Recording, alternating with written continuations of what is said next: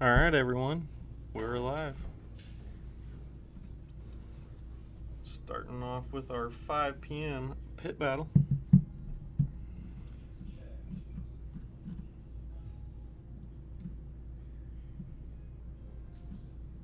Tonight we have Jelinek versus the man you saw last night, Mr. Pinky, Ryan Williams.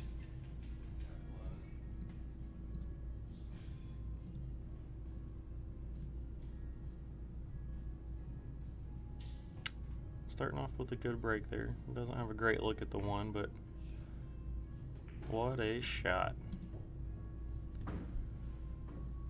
Definitely a great way to start this off. If I were him, I would actually kind of sling this in with some right-hand English and maybe come down and make this 9-ball.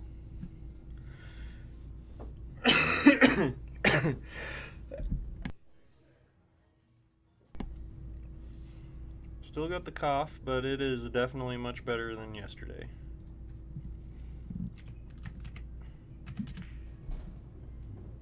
See if Ryan can start off where he finished, because he was playing some pretty good pool yesterday.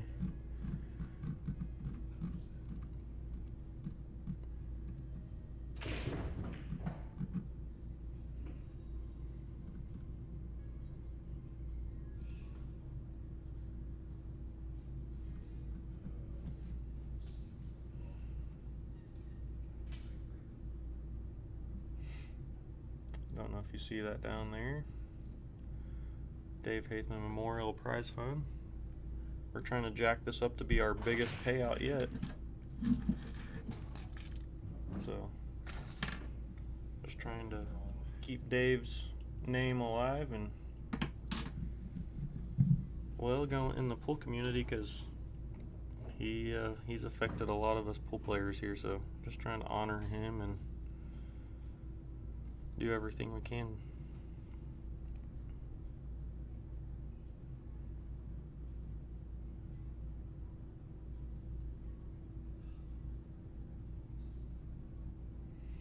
What's up, Mr. Santee? How you doing, brother?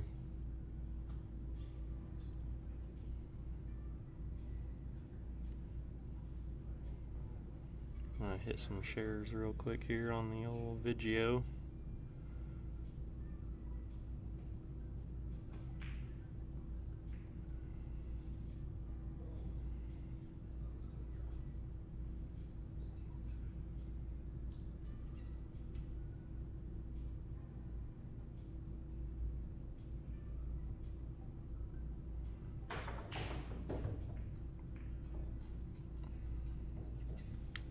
Yeah, man, it's brutal out there.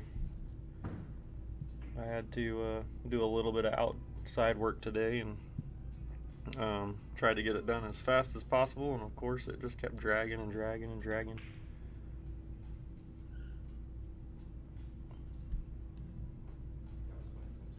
I love summertime, but at the same time I hate the heat.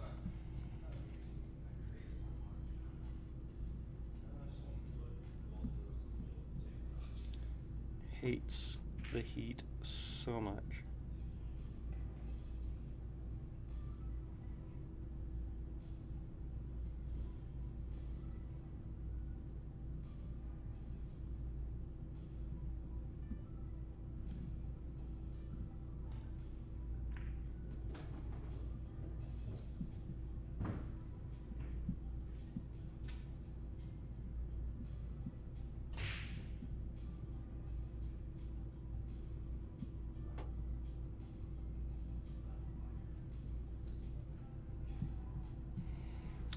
Got my shares out.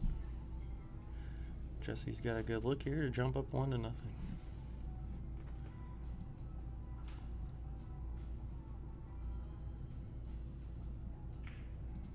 And he did just that. Nice shot. First game jitters, always. Case it seems like.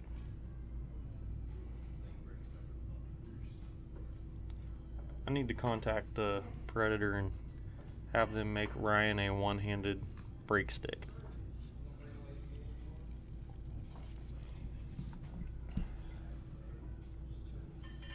It looks funny though, because whenever we got the camera zoomed in, it looks like it's just a floating break cue.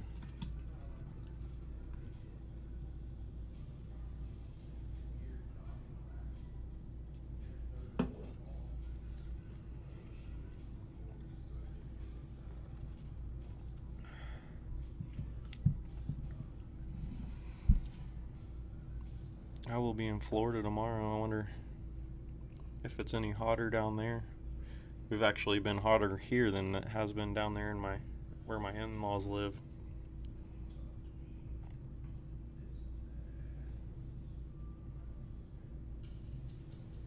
All right, here we go. The old one-hander.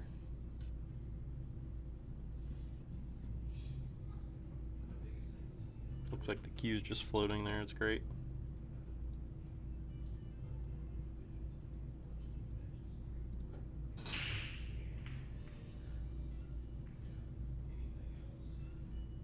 And he breaks pretty good.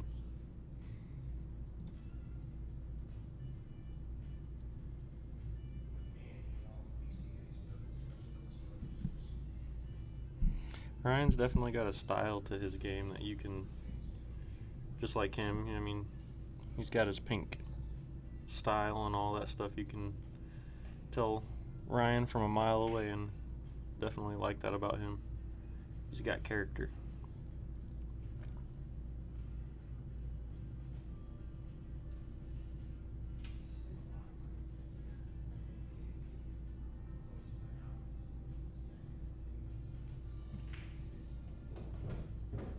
A little bit on the wrong side of the 2-ball there. He wanted to try and hold that up so he could play the cue ball between the 4 and the 8 there, closer to the 4, and get a better shot on the 3-ball.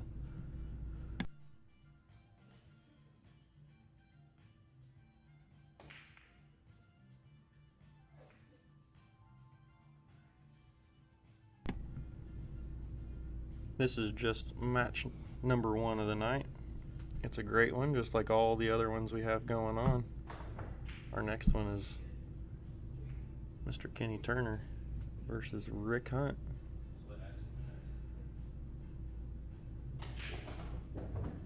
Kenny is one of my favorite pool players. Has been for a long time. Nice shot, Ryan. Gonna play into the 8 a little bit and get as straight of an angle as he could here. Interested to see how he's playing this. I wouldn't mind just kind of drawing that and sucking it back up to that rail.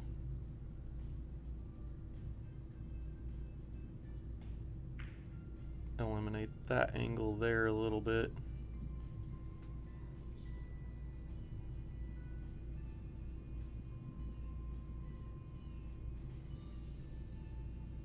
But the angle here can look a little different than what it is at the table. It could have been too wide to get that back to that top rail.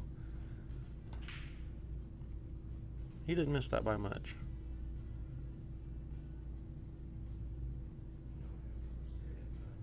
Kenny the Goat Turner.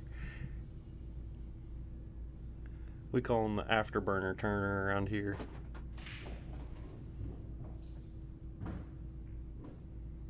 Ooh. I'm sure we'll see Ryan do a little bit of a masse here. Maybe he doesn't need to. Okay. Looked like he was hooked by half a ball there.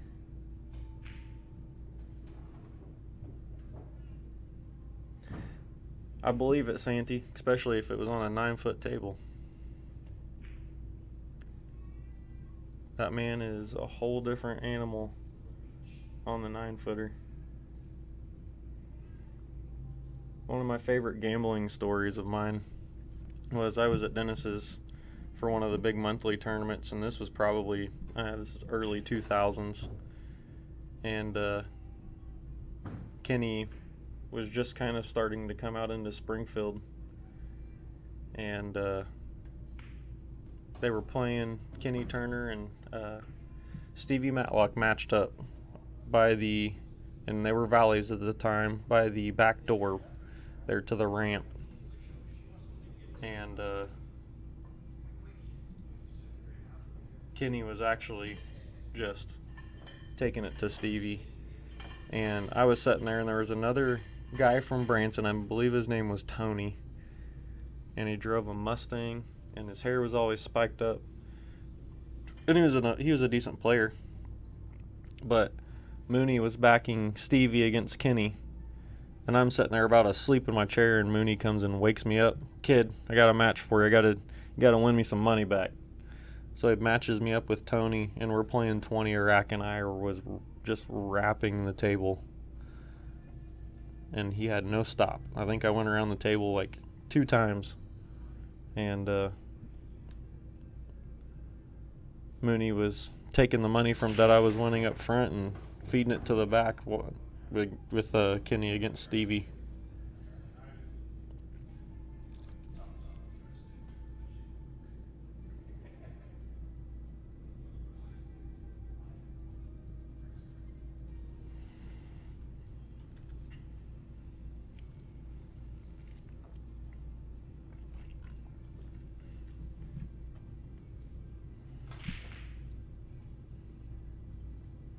And that's a name a lot of people don't know around here that's pretty new to the pool scene. That John Mooney, he was... What are you doing, Ryan? Getting the 4 away from the 9, okay. John Mooney was a monster pool player.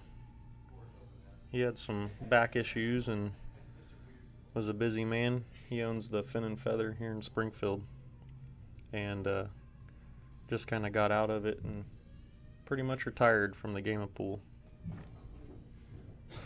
He was also a heck of a baseball player.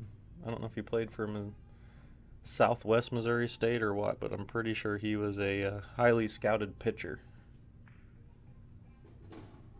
And he's still very big into going and watching Springfield Cardinals and St. Louis Cardinals.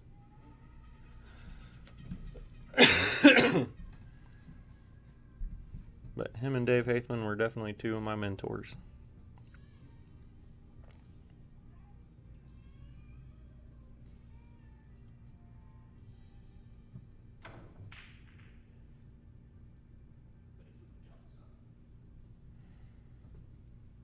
Mooney always kept coming up to me and telling me, he's like, "Kid, you're going to be on ESPN someday, just keep it up." Little did he know, ESPN wasn't even going to be a thing. And that I was going to eventually suck. So I hit the Benjamin Button days of pool.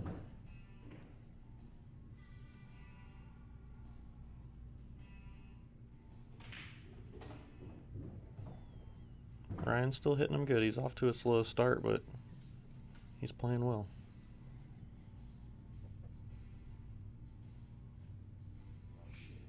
Oh, I jinxed him. Just got to be able to close these out. I know yesterday he said he had one shot that kind of messed with his brain. He missed a 9-ball early on against Ricky, and that got into his brain, so hopefully he can fade that one and not have a repeat from yesterday and let that one shot ruin it.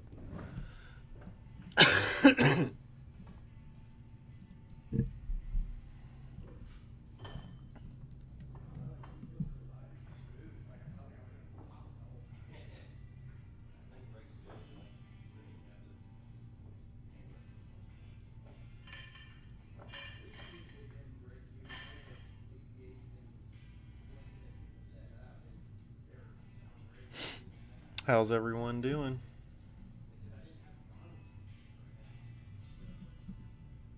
This fine. I'm going to call it Friday evening because this is technically my Friday.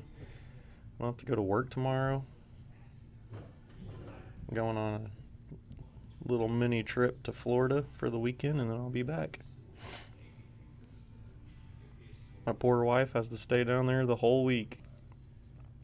And she gets to go to Key West. She's just going to have such a rough week next week. And I'm actually real happy for her, so I know she's always wanted to go to Key West.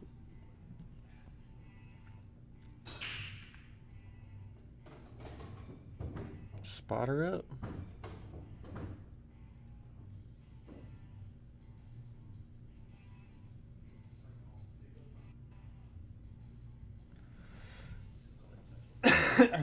This is a TTBA matchup.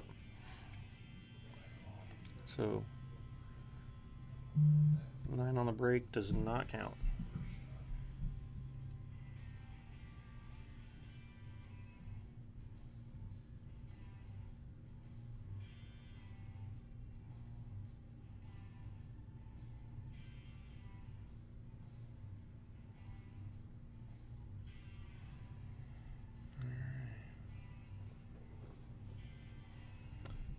Got us a share from Tracy Lerma from Inside Pool.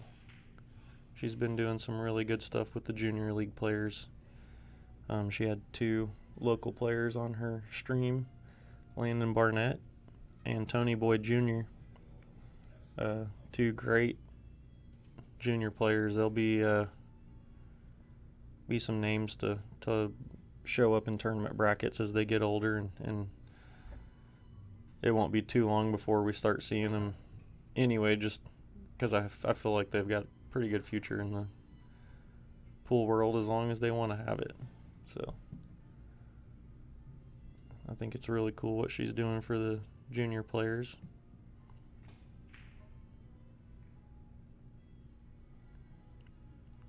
Fast Eddie here in Springfield, Mr. William Edwards. He's got the VNEA Junior League. I think there's other junior leagues too. Nelson Brake might have one. But I definitely know for sure about William and the VNEA juniors. And he said there's a kid by the name of Max that he was really impressed with. Said Max just started playing and was already hitting some incredible shots.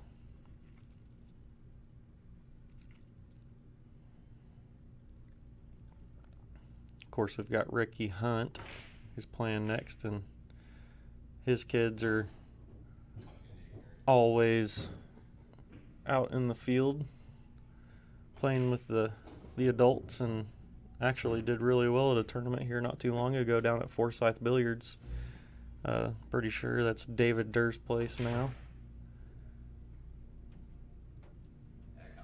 Used to be the Funky Monkey, which has now moved locations, and David Durr now has Forsyth Billiards. I'm going to have to get down there. It looks like they have a great turnout for their weekly tournaments on Saturdays.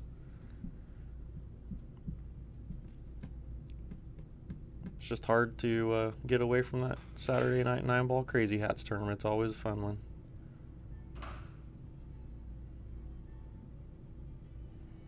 Alright, here we go, Ryan. You've been playing well, sir, so just buckle down, and I think I just need to stop talking about him.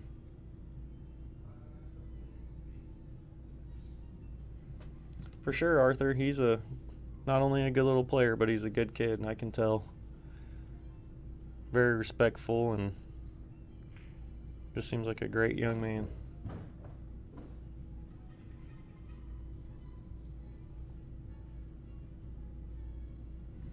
And it's good to see some lefties out there. I'm pretty sure Kenny Turner, our next guy, former Missouri State 9-ball champion on the 9-foot tables, is a lefty as well.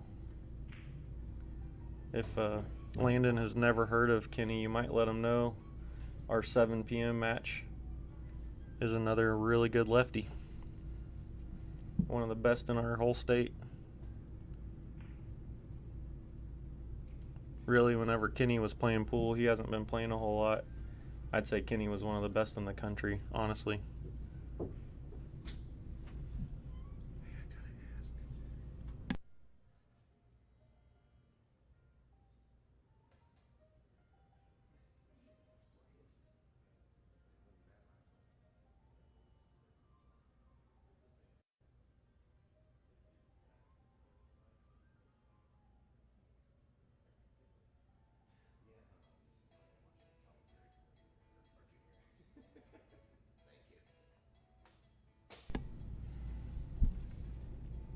Santi, slightly better than average.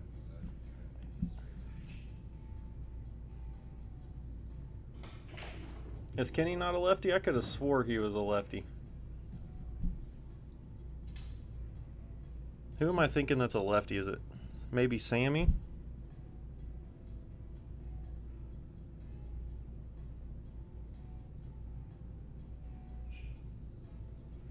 Who's our left-handed player? I swear I know we have a left-handed player. One of our better players in town is a lefty.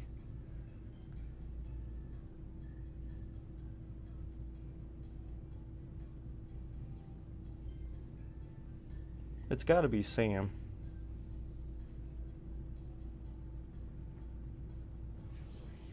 It's one of the old school guys, Santi. I know Gray's a lefty.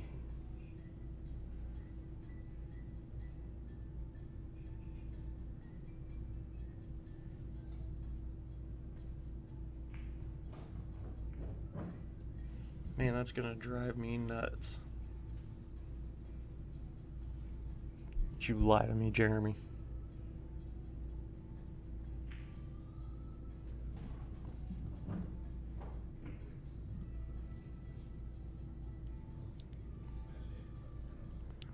Who is our left-handed players?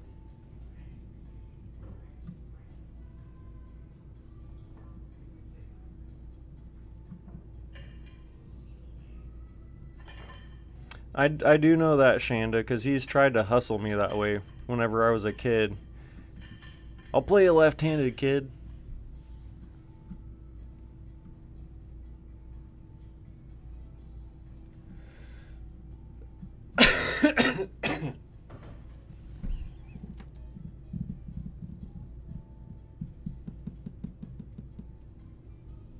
I'm going to have to think about this one.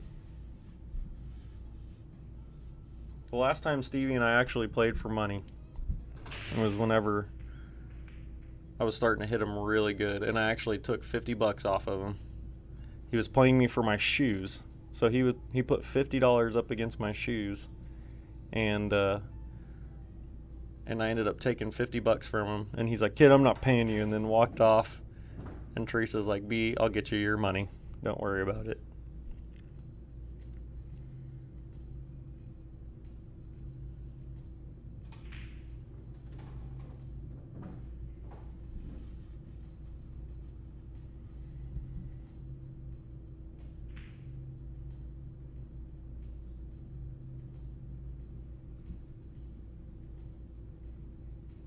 He was trying to play anybody and everybody for their shoes, their hat, their shirt.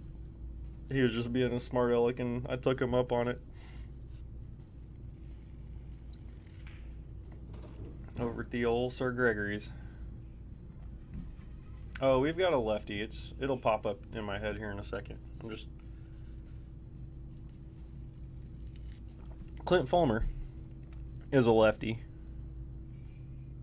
but that's still not who I'm picturing in my head.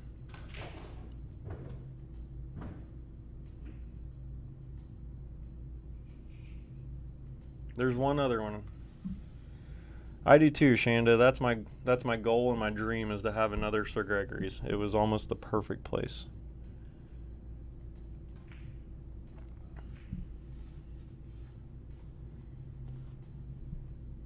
I'm gonna message Clint. He's got a good memory on that stuff.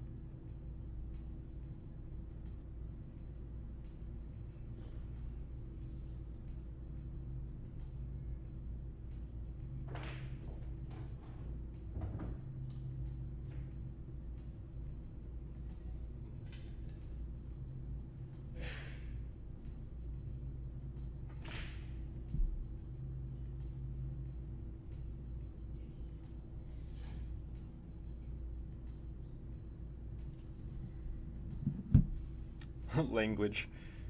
Longiano's a lefty. That's not who I'm thinking of either. Maybe it's... No, I think Mooney was a right-hander. Harriman's right-handed. I know Fulmer's left. Longiano's left.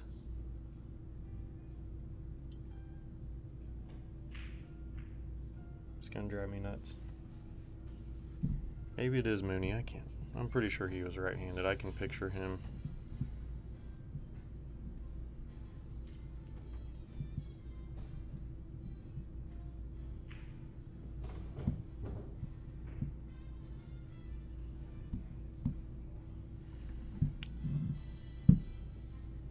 Mr. Turner will be here shortly, I'm pretty sure. He got off work.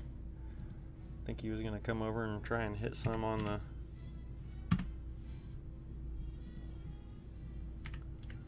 table while these guys are playing.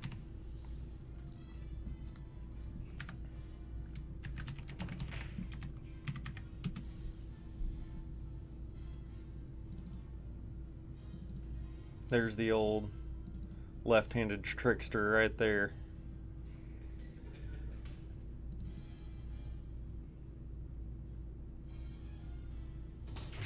Nope, that looks like Ricky.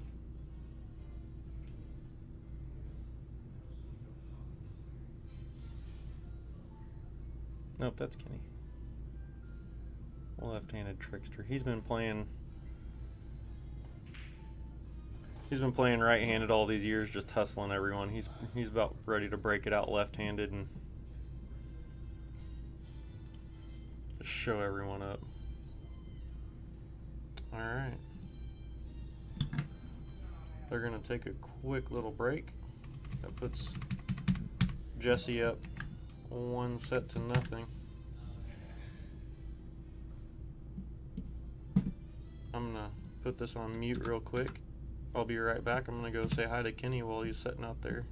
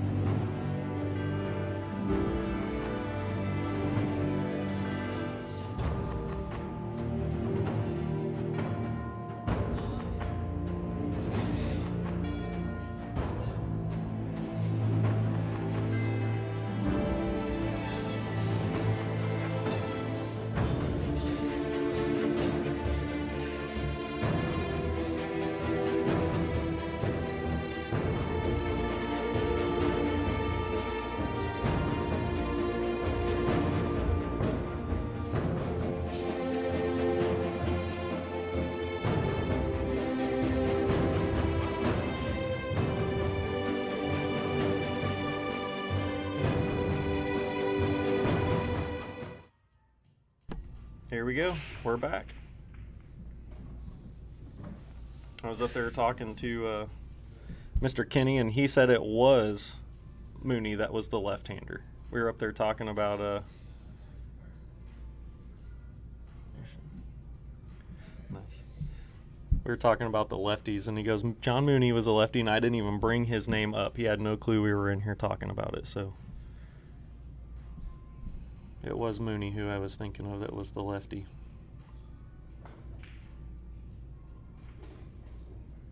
And then I brought up that story between the first time I remember Kenny coming up here to Springfield. And he actually, he said that Stevie offered, basically was, just throwing it out there, which sounds like Stevie, Branson has the 7 ball. And someone came down to Branson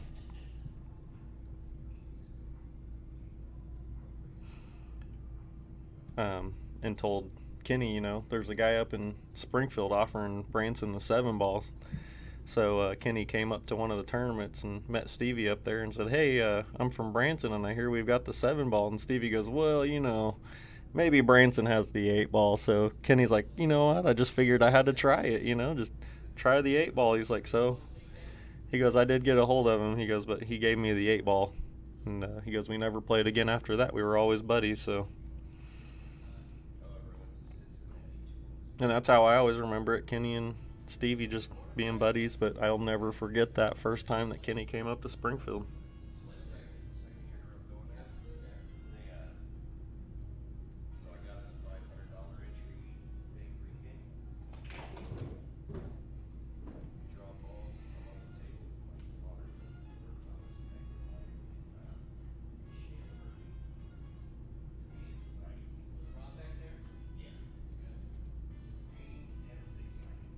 And Clint said that Larry Griffin, he's pretty sure.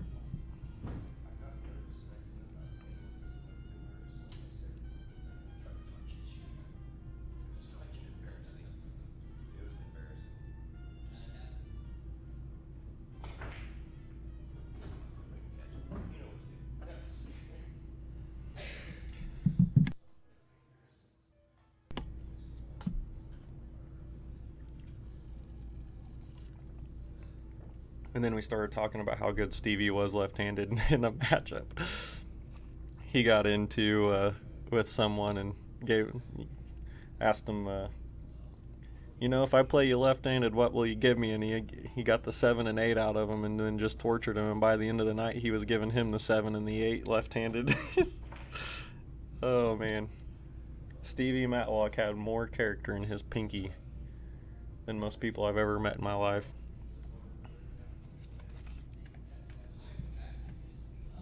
Set this score real quick.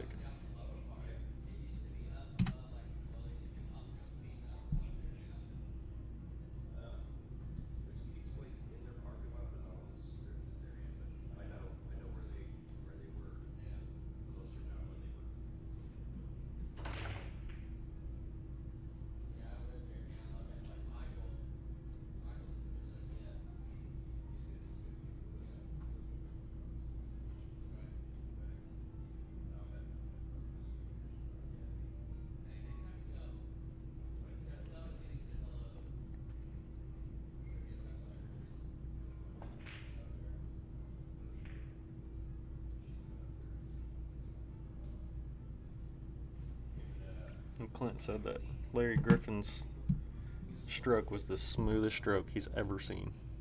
And that's what I've heard from several people. I've seen and talked to Larry several times, and at billiards at the Missouri State tournaments, and he came into Sir Greg's a few times, but he never played, and he would always just come and kind of spectate.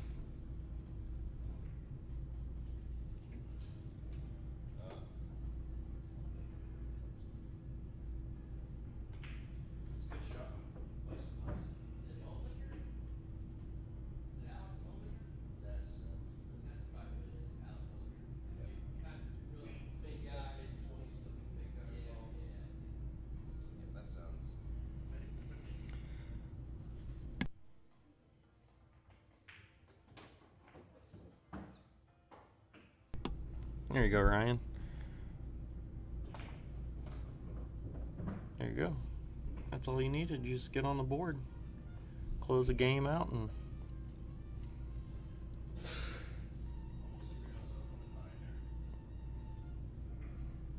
that's how he was yesterday. He caught on that second set and just went off.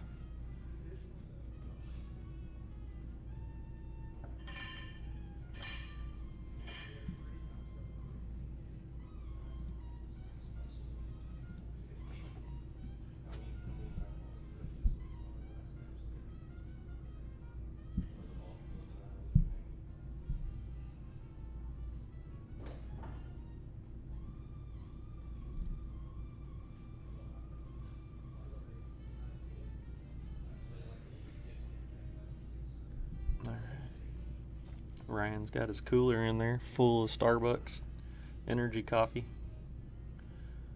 Man's ready for a marathon if he has to.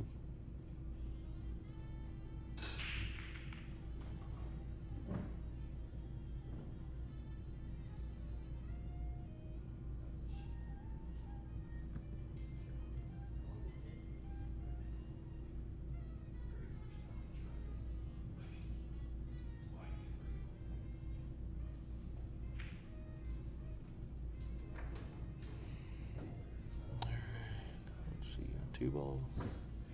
Let's take a look at this other angle.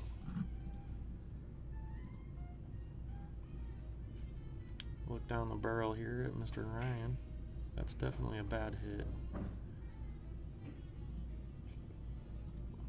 I think if that 5 moved at all, and it did move forward, that it was going to be a bad hit, but I'm not sure either one of these guys noticed, or maybe from my side it was a good hit. I'm not sure. I can't make the call here from the booth, so. And if Ryan felt like it was bad, he would have said it, so. He's definitely not that kind of player. It was actually a really good shot. He had to cheat that pocket just a little bit.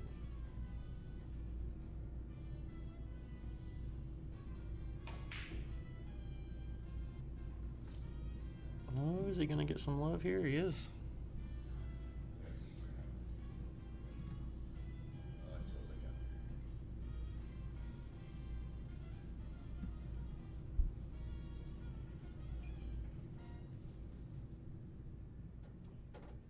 He's going to need to hit really close to that first diamond past the side pocket.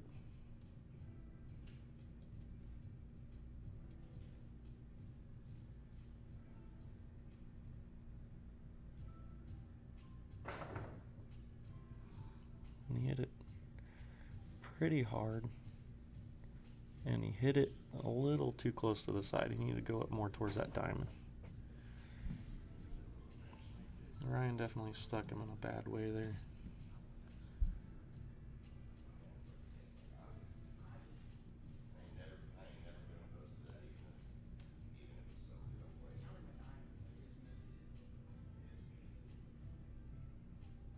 Yeah, I was going to say, I kind of like coming off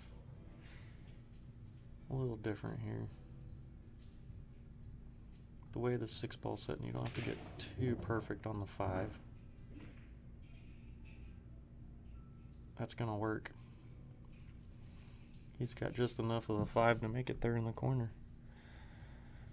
Oh, it's going good, Mike. How's it going, brother? Can't wait for you to come in and play your match tonight. Be good to see you, man.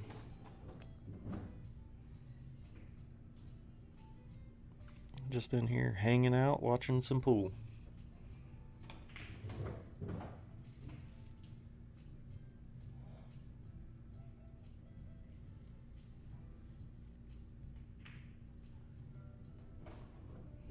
Here we go, Mr. Ryan. Coming on strong, just like yesterday, second set.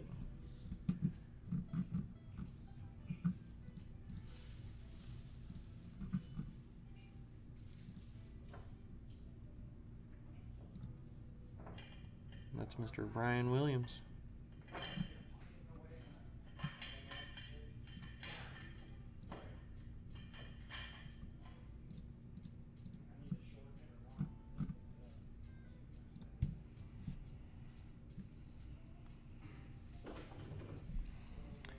You're watching the 2022 TTBA Pit Battle. This is the last day of the month here. Lots of different scenarios going on with points. Close races going on. These are all very important pit battles here.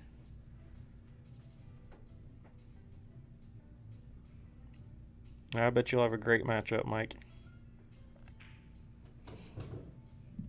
And he'll be spotting you, so it'll be a 7-5 race.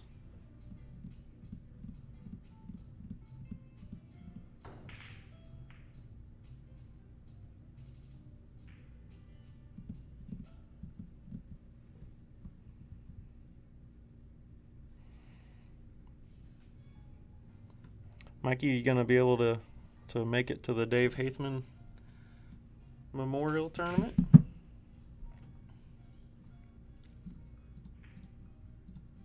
Pop that up real quick. This is our flyer here. Dave Haithman Memorial 9-Ball Open. TTBA event stop number 5, the final deal.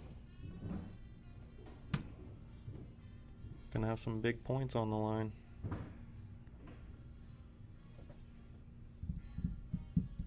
You can also find that flyer on our website. We're guaranteeing at least $1,000 prize pool. Guaranteed added money for that one.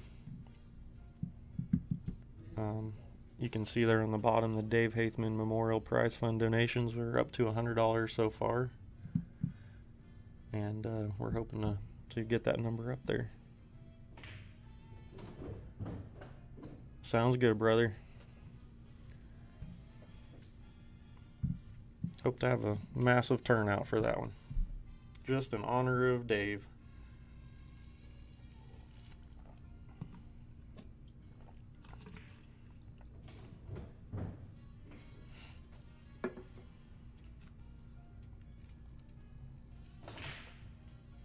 Oh, Ryan's a banker, and I know he's not happy about that.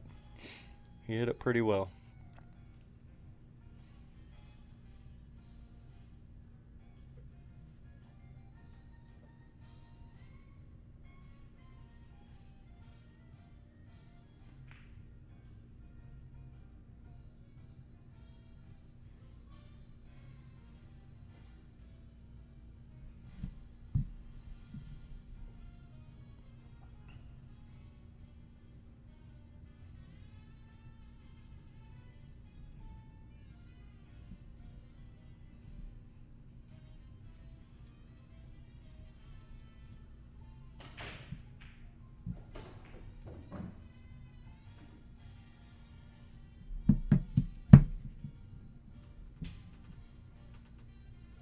I know he'd be here for it, Mikey. Jeremy and I were talking about that last night. We know that Dave would be in here. He'd be playing some pit battles, and he'd be right in the mix of that guaranteed Division 1. No way that man's not a D1 player.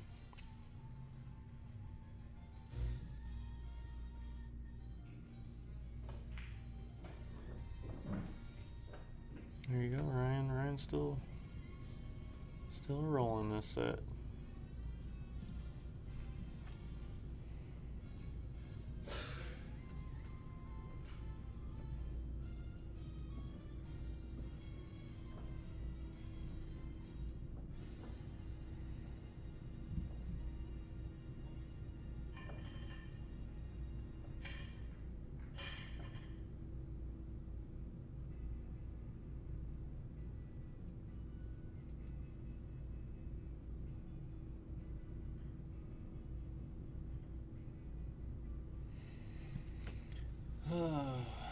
Give me some time to wake up and get a little more excited. I mean, like I told everyone last night, I'm pretty much the funniest guy on the planet.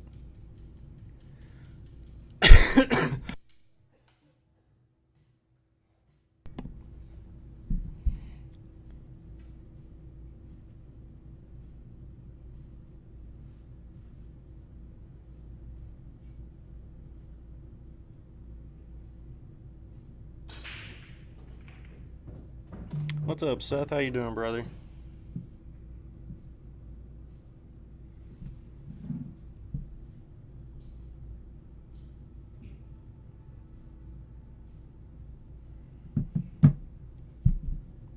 Wisconsin. It was fun, man. It was very relaxing, and we're actually in the home place of Jacoby, so that was pretty cool. They were closed, otherwise I would have went in there and talked to them, but that's where my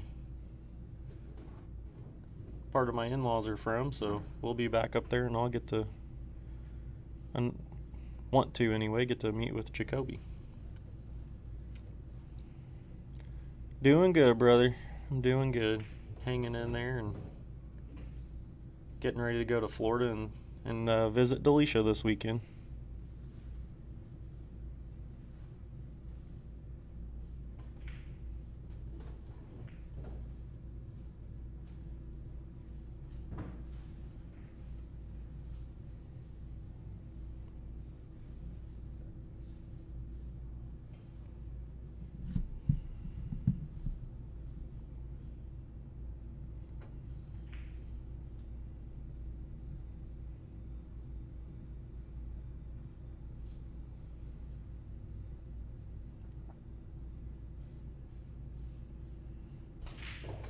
What a shot, Ryan.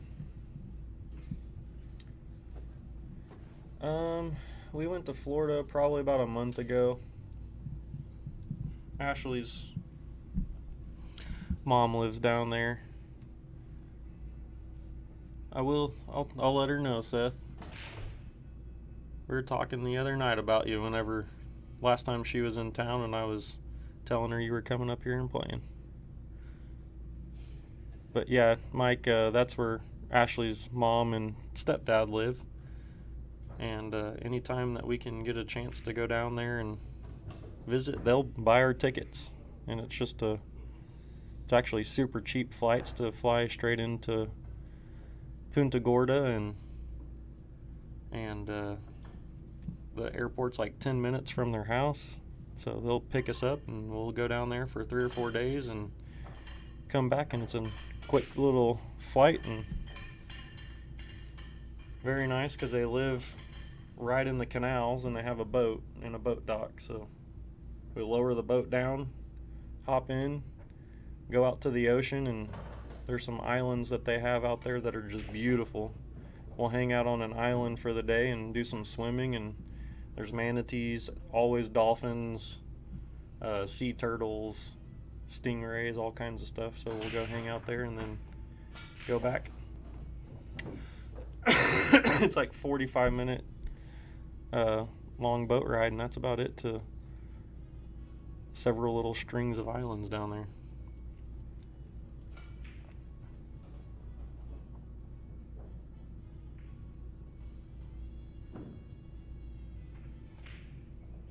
And if it were up to my wife, we would live in Florida. So she's staying the whole week. She's going to go to Key West with her mom for her birthday, because Ashley's birthday is in August. So this is a little bit of an early birthday. Oh, baby. Here we go.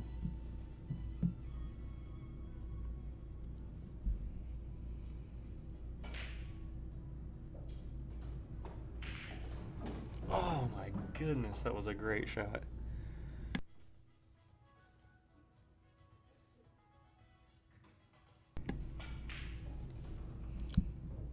Great shot there, no reward.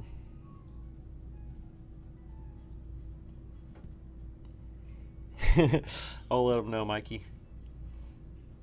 You might like our trips, and I think we go in September, late September, for our anniversary trip, and we'll go watch the boys over there in New Smyrna Beach surf.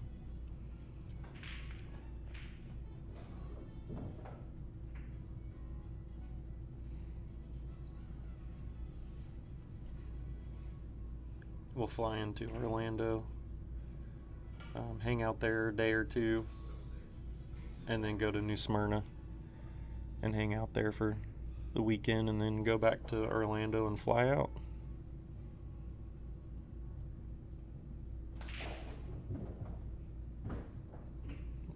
And that's where Ashley would live, is New Smyrna. She loves it there. It's kind of like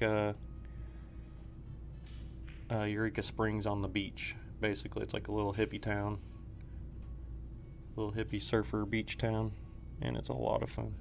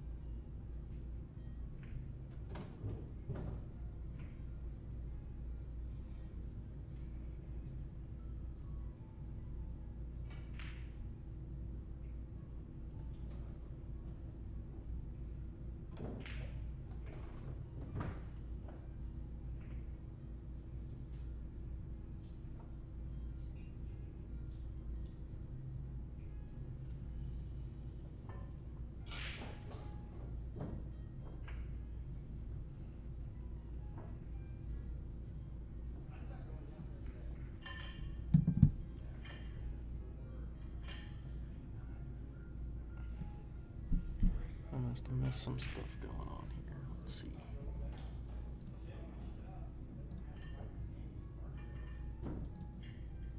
So I got my nose buried down in my phone here. Trying to do some work. All of, yeah, collective anniversary.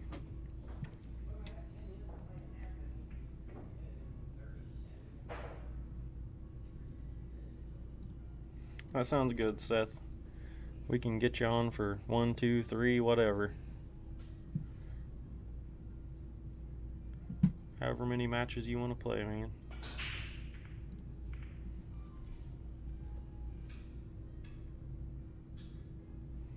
Mikey, I hear Cocoa Beach down there in Florida is really good surfing.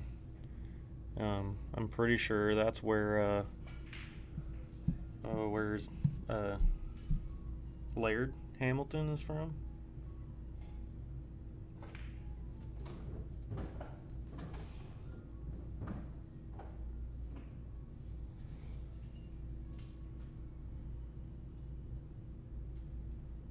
Some famous surfer is either from there or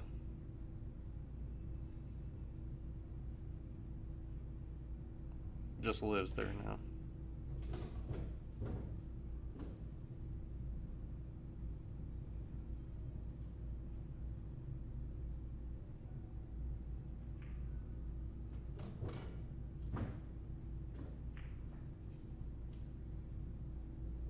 I know there's a Ron John surf shop and Kelly Slater. That's home to Kelly Slater. Correct.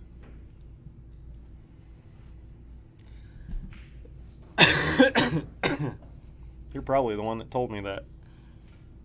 I'm acting like I'm being knowledgeable. I feel like I'm pretty much Kelly Slater after my one exhibition of just shredding monsters over at Pacifica Beach, California. They were every bit of 2.5 feet, man. I was just wailing on those hogs. No, I'm sure Ashley would just absolutely love that.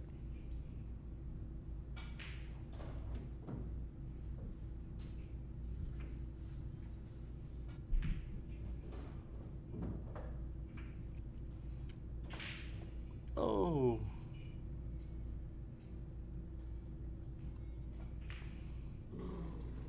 Left it rough. It's definitely makeable.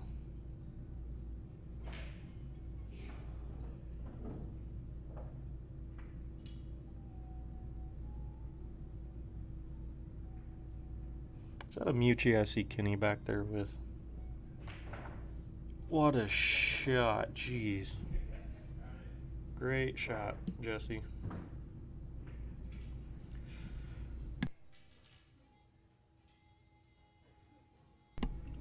Hey, I'm always in for a trip with the Goldsmiths. They can come crash and be our third wheel to the collective anniversary. Probably not. Is it a Gilbert, maybe? It looked like it had the Mucci. How do you know, Shanda? You don't even know that Kenny shoots left-handed. Maybe that's his left-handed cue. You don't know. Act like you know this man.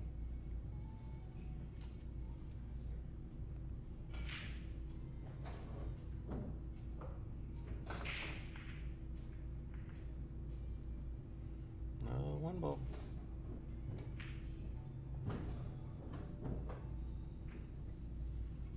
Yeah, well, he shoots left-handed with a Mucci. That's what it is.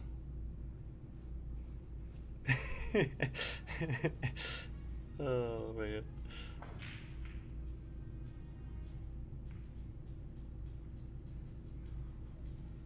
Players break cue. Those are still pretty popular nowadays.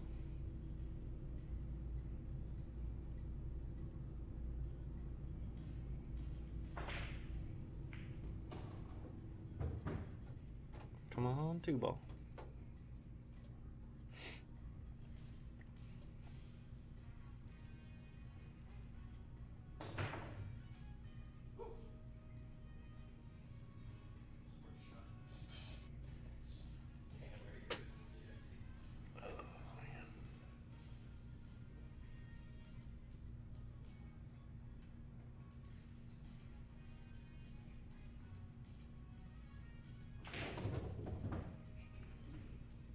Nice shot.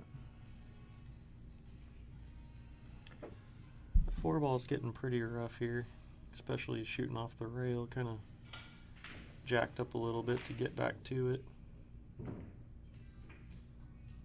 And that's going to bring out Ryan. No, it may have leaked out on him. We'll take a look here at this wide angle. You can see Kenny there on the 9-footer. Getting ready for his matchup.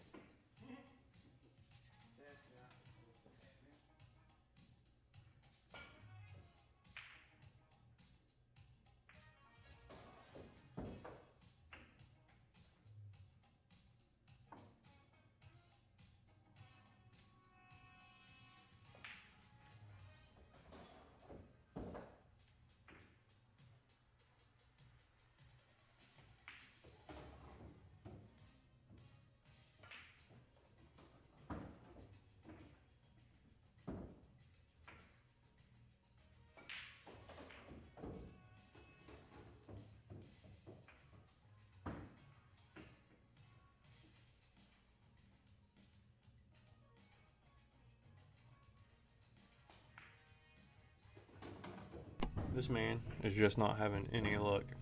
Late rack. Especially that thin of an angle. To still be able to bury that in the side and scratch is brutal.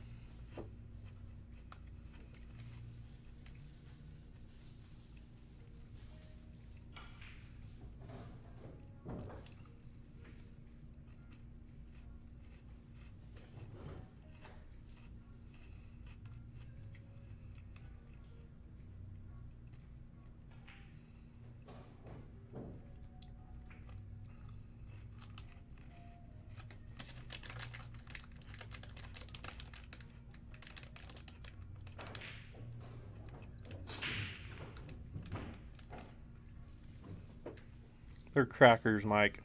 They're crackers, alright? They're Ritz peanut butter crackers, and I'm starving. And I've only had like a couple of Bugles and some Nutter Butter crackers as well, so.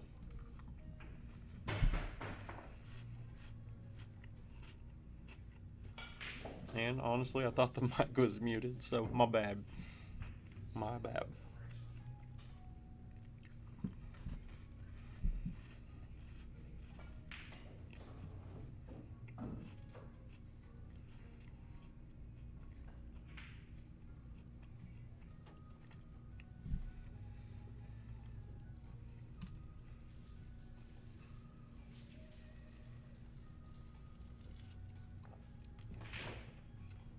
Oh, man.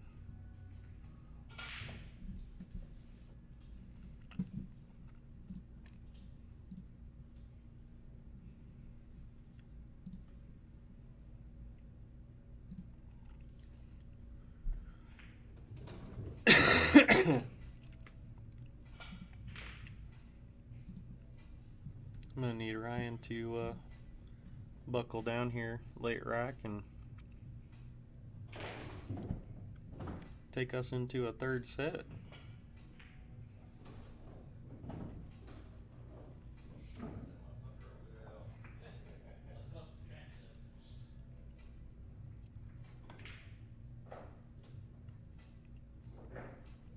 That was a good shot by Jesse. Controlled the cue ball, got some separation.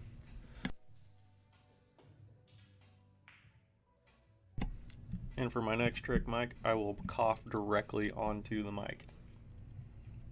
Just in case you wanted something different.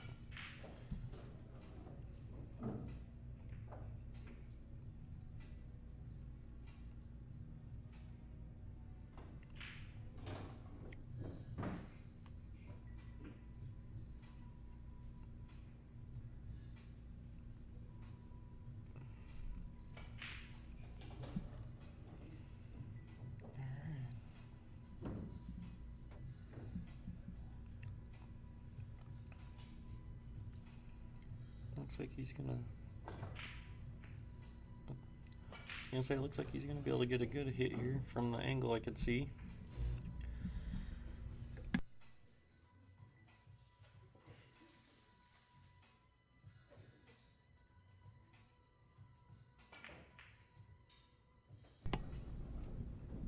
Trying to save your ears so I don't cough directly into the mic. I did have the COVIDs last week and my lungs are still battling back from it, but today is definitely my best day so far. That sucks because that 9-ball was heading in and it was a fight between the cue ball and the 9-ball, and the 9-ball won.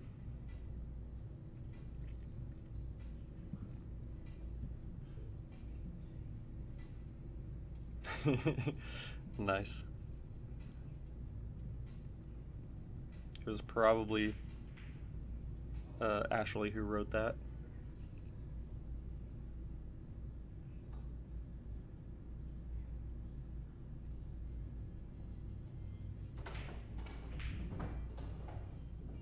Oh, and a bounce. And that's going to be pretty.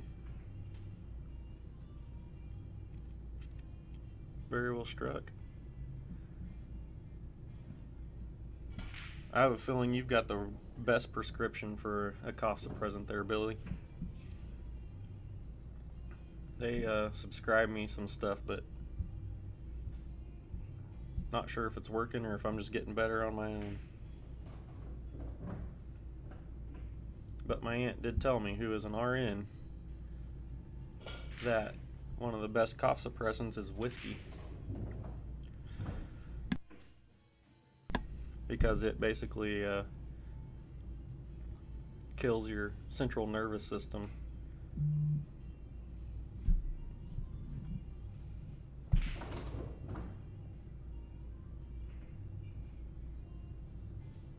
Oh, that looks delicious.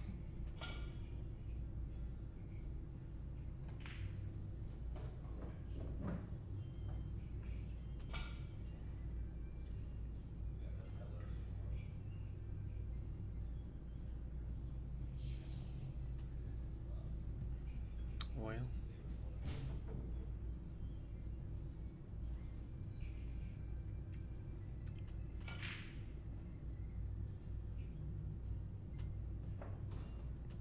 Ryan's gonna hit some balls real quick.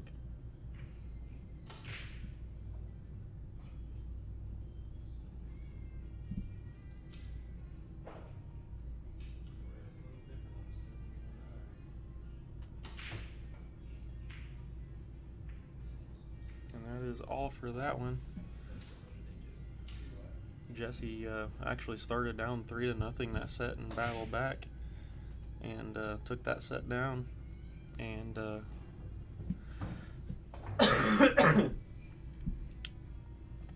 I'm going to put us on a break, and we'll be back here in about 45 minutes for our next one. So I will put this on the hold. Thanks, everyone.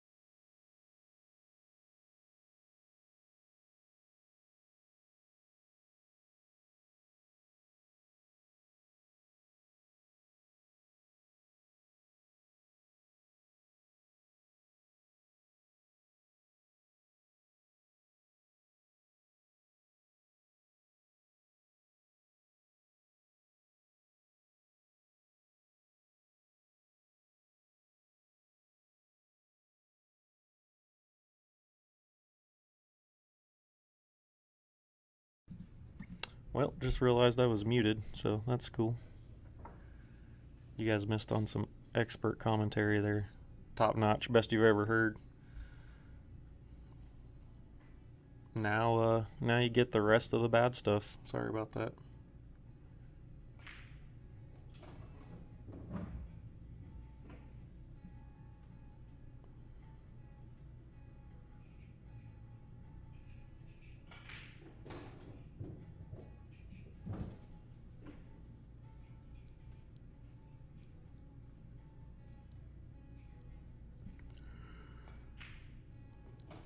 Oh, there we go.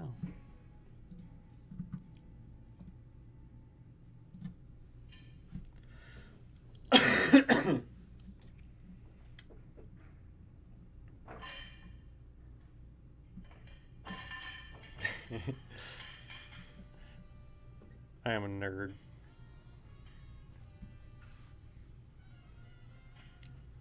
There was some stuff that Kenny and I were out there talking about. We just didn't want everyone to hear, and I'm sure no one else wanted to hear it. So, I was talking about some old stories and some good times. You're welcome, Charlie. I know you just get on here just to listen to my voice. That's it. We miss having you in here, brother. I know you've been taking a little bit of a break from pool, but it'd be good to have you come back in and play some, man.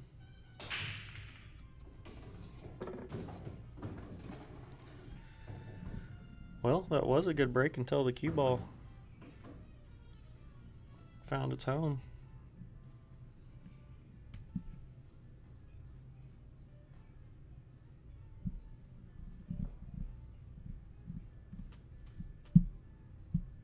And it was a very insightful, Cat. You know I'm insightful.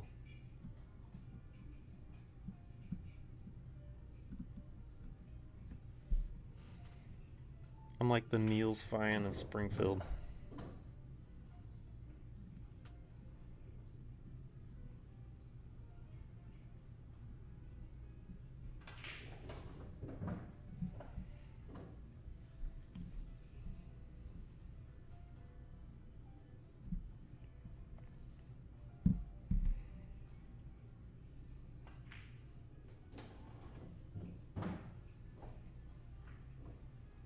Very nice shot there.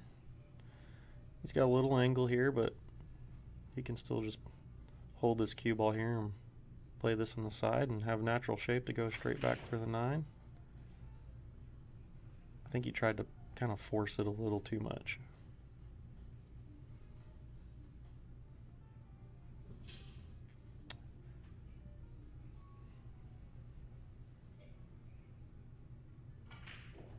He'd have been okay where he was, but the right about where Kenny is where I was expecting him to kind of play that as well. He didn't really need to use too much draw. He could have just more finessed it with like a little touch below center on the cue ball and take off some of that speed and power. He'll get it there. Have no doubts about that at all.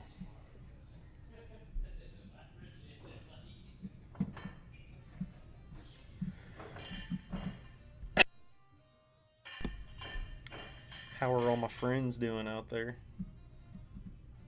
You've been staying busy at work there, Charlie?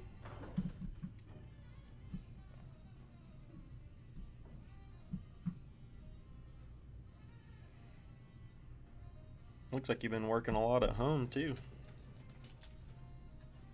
Daughter's room's looking pretty slick.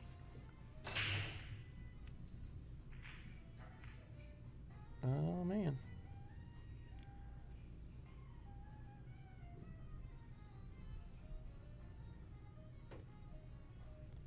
A little congestion there down by the rack area, but it's definitely not an easy rack here to maneuver. I think it starts here from the 1 to the 2. Just got to make sure he did. I was going to say make sure he doesn't let the 3 come into play. Listen, Dad. You don't have to out me in front of all of my friends. Actually really like where this cue ball's at. He can use a little touch of top right here and just float it back down. Leave himself a little angle here to float back for the 5. He might have got a little straight to where he can use some top right if he wants to spin it out that direction. But I still like popping it. Yeah.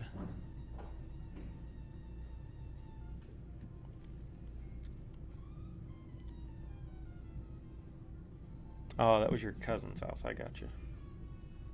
You did good. You do great work, Charlie. Really do. There he goes.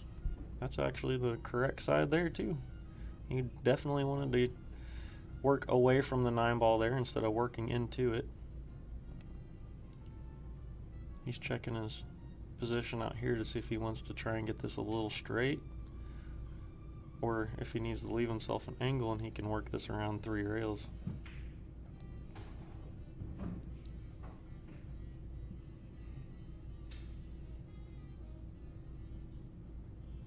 He's good at that, Cat. I call him Red, like Red Foreman from that 70s show. He always comes with the wicked burns. Here we go. He's using some high ball. He's going to use the spin more so than the power. And it's going to park. Ooh, that might be good enough right here. Very smooth shot there.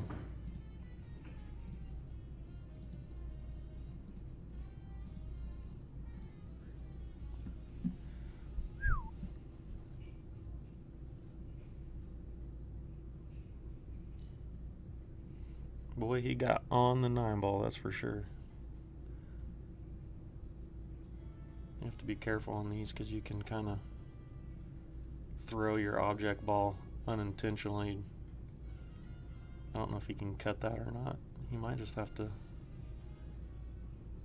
try and play it and leave Ricky a bank.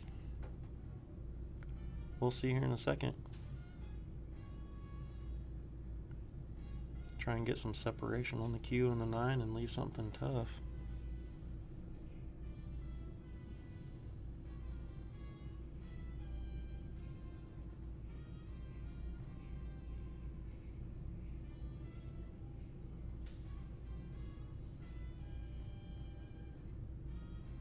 I think he's going to bank it back here in this corner.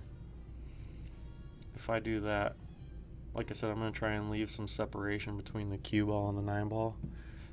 And you also don't want to just leave this 9 ball hanging up in the pocket. What a shot. That was a dry break there by Ricky, and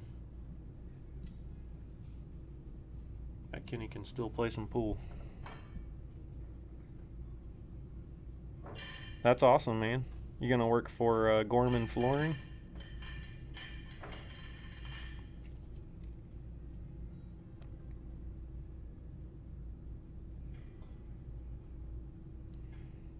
That was a pretty salty out there, Shanda, wasn't it? There were a few shots in there that was pretty high level. Maybe that's what I need to do.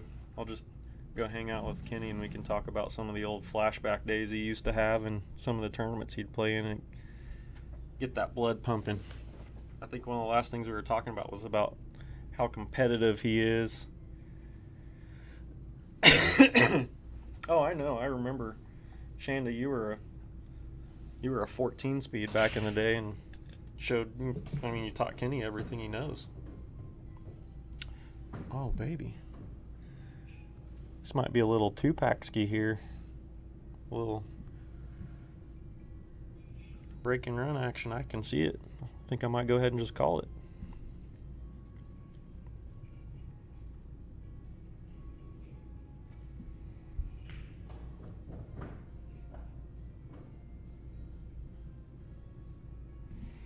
There you go, Charlie.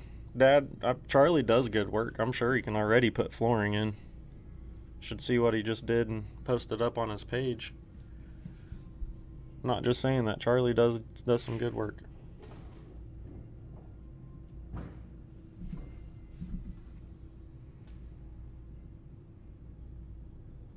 Really, this is his shot here of the rack from the 5 to the 6. And really, he can get a couple different angles on it if he needs to.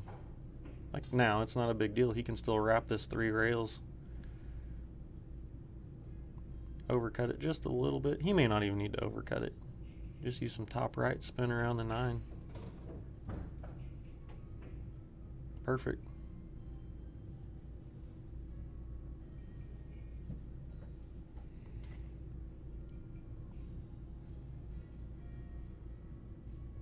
Kenny looks to be in form out here.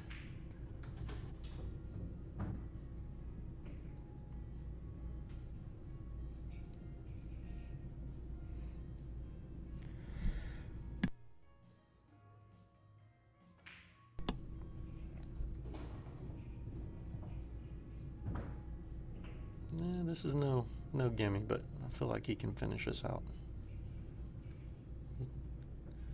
That's a veteran move there. You'll hear Jeremy and I talk about it all the time. You don't feel comfortable, stand up. He was already changing his bridge and everything. So he was set down for one stance. He stood up and regrouped. And like I said, it's not a gimme shot by any means. And that's where you'll see kind of the rust come out from Kenny, because he can move the cue ball really well. He knows what he's doing. But the rust you'll see on some shots that are going to take a more maybe seasoned stroke.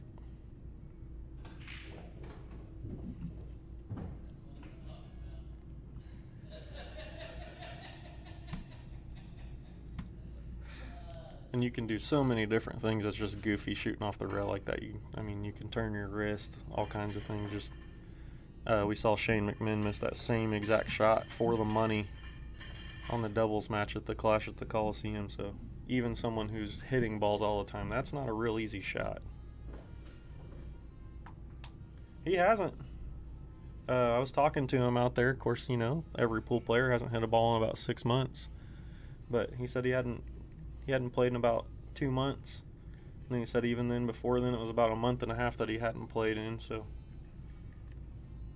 people just don't realize how good Mr. Turner is. These younger generation, they can hear the stories, but there's a gear there. It's a scary one.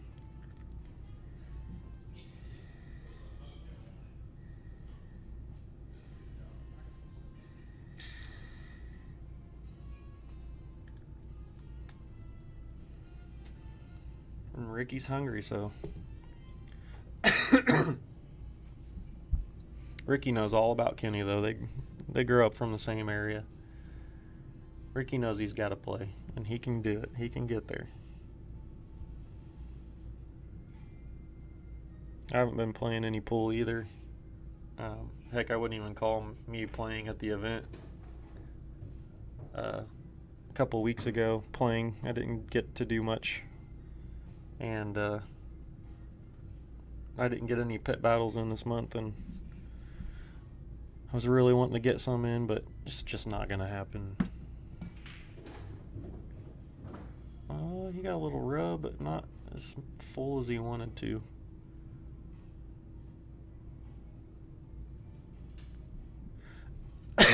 In fact, I'm not sure if he wanted to rub the 6 ball at all. I think he was just trying to, or really bend around the 6 ball like he did. I think he was really kind of wanting to come a little straighter up.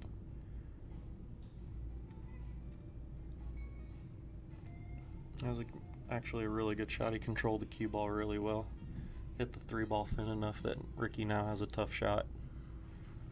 And the only way that could have gotten any better was to massage that 4 and 5 apart a little bit to where he could make the 4 later and get the leave here to get the full hook on Ricky.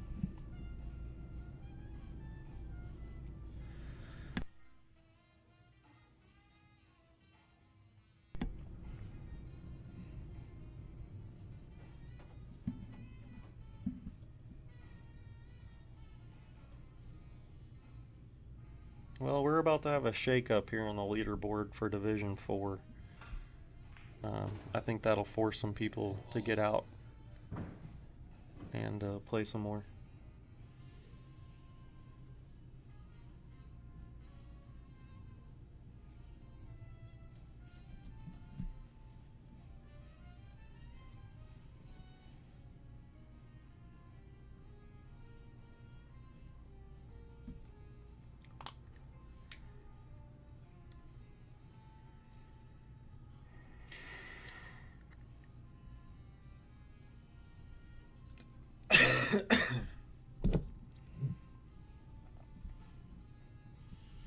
Hear me puffing on an inhaler back here, and maybe that's why Santy called me a nerd. He could hear me with my inhaler back here.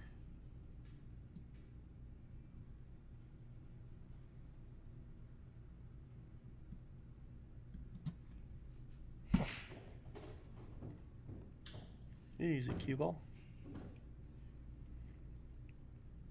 I think he's still alright.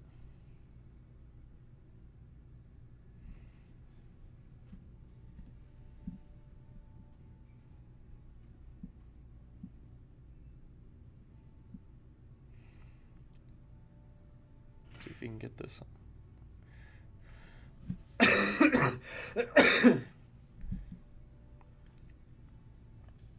I think he was expecting that 4-ball to straighten up a little more with how much bottom he was putting on the cue ball, but he'll learn that they skid a little more here. This table's slick and fast, and to where on the more heavily trafficked tables like Dennis's or something like that, you'll see that object ball take some of that bottom English he had on it and straighten out.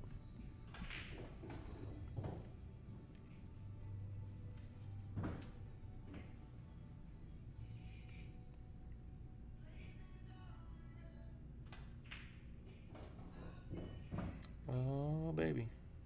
Be alright.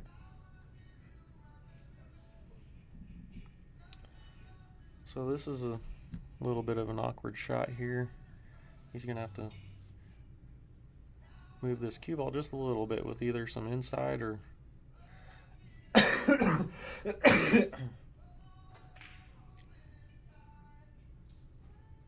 Yeah. I'm not much of an inside player myself. I probably would have tried the same thing, and you talk to someone like Dan Harriman and he'll tell you that the outside English on those shots, they call it helping English, because it kind of helps kind of spin the ball in towards the pocket a little bit.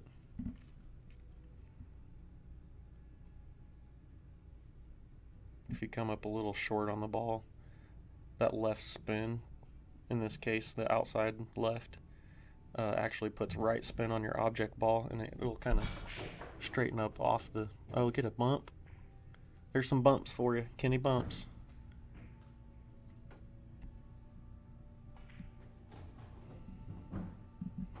That was a heck of a draw there. Very well done, Mr. Turner.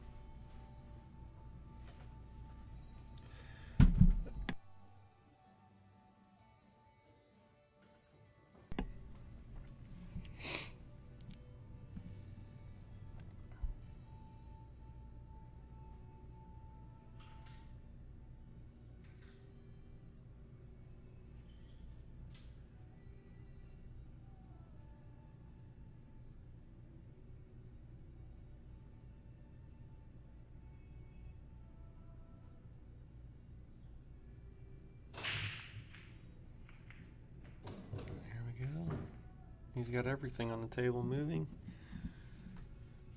That one ball got a little dirty here. See if Kenny has a play here to where he can maybe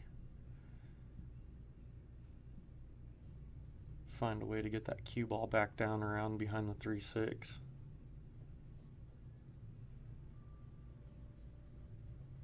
he can bank this this one ball with some top left and maybe spin that cue ball around and just barely miss that 4.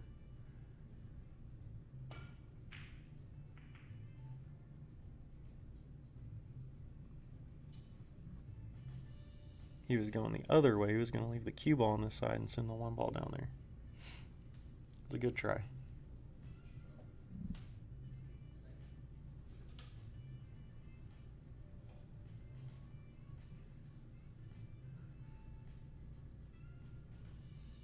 Ricky's got a good chance here.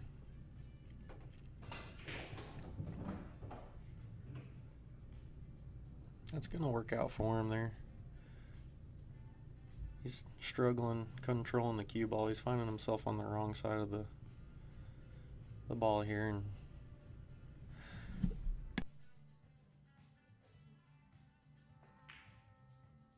he knows he's in a tough match, and that may be playing a part of it, and he's trying to play too perfect maybe. I think he can settle down and play his game.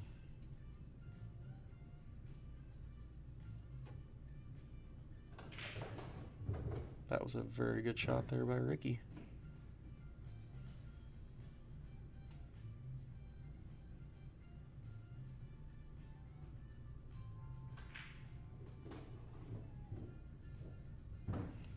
He got a little weird here. Now he's working around this 7 ball or 6 ball. Might just have to play into it. Try and push it out. Yeah, just like so. Hit that about as good as you could. This work's not done. Can't tell if that 7 ball cuts on the side or not. Sometimes I get super surprised to where it looks like that and it's just dead out of the water, and then they just get up and cut it in the side like it's nothing.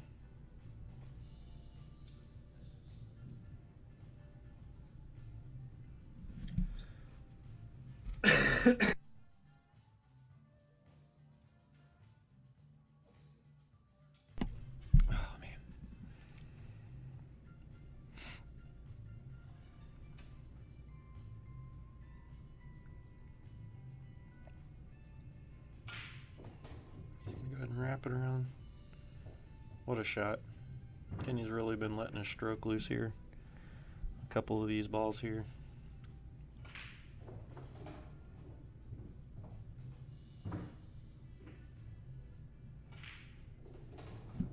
Nice shooting.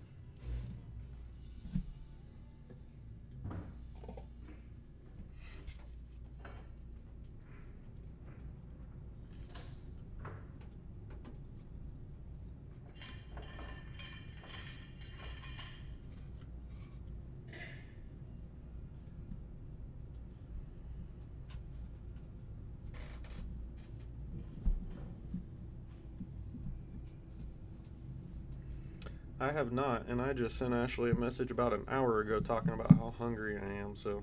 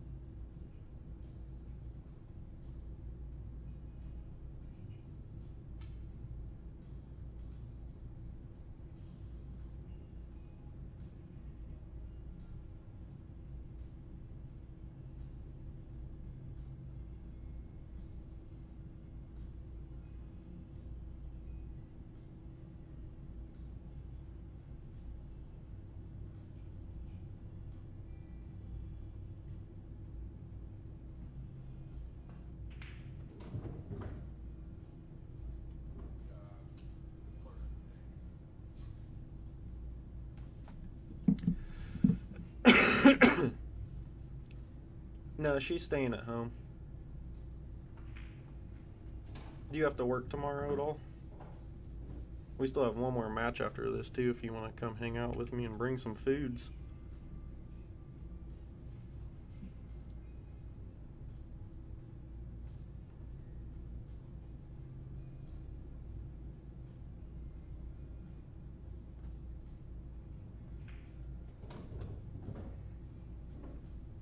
Didn't roll up quite enough, but he's okay. Once again, this is just kind of the little awkward angles he's been leaving himself early. He's just struggling finding that speed.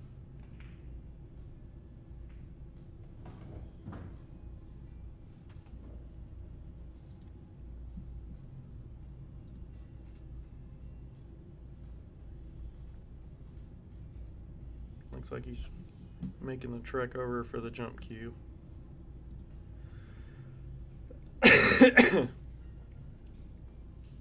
And Ricky's really good with this jump stick of his. We watched him make several great jump shots yesterday.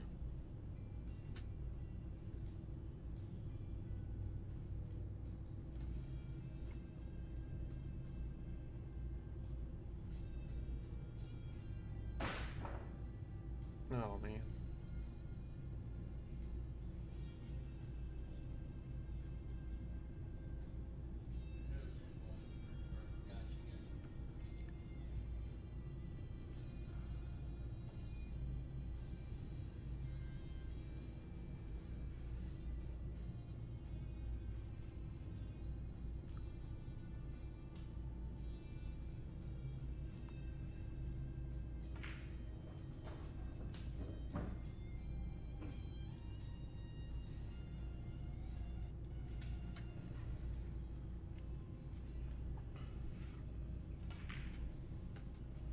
Oh, man.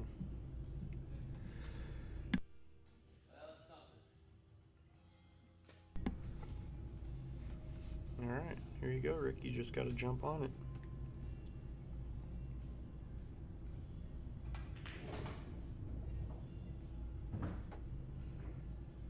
Another little awkward angle here, but you don't have to worry about it. You know you can handle this shot.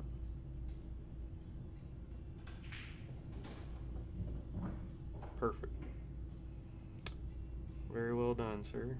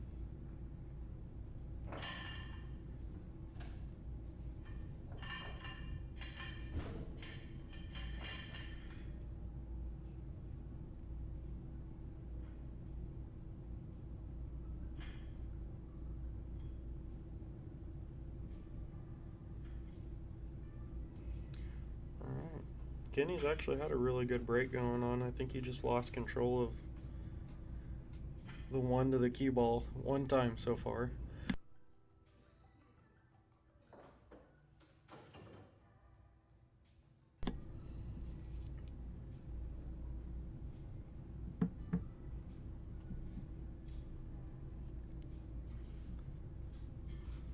He doesn't hit them easy, and he gets every ball on the table moving, so.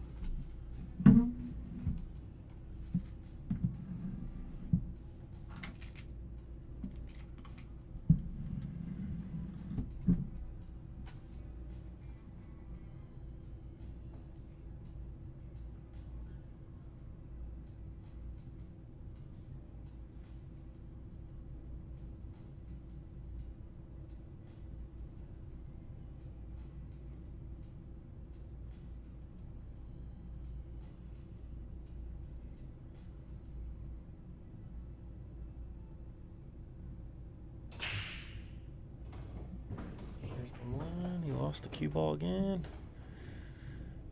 Yeah, I think he scratched on his first break too. Now that our same corner. If he can get that cue ball control down and see the opening ball, he's got lots of outs ahead of him. He's getting a really good spread.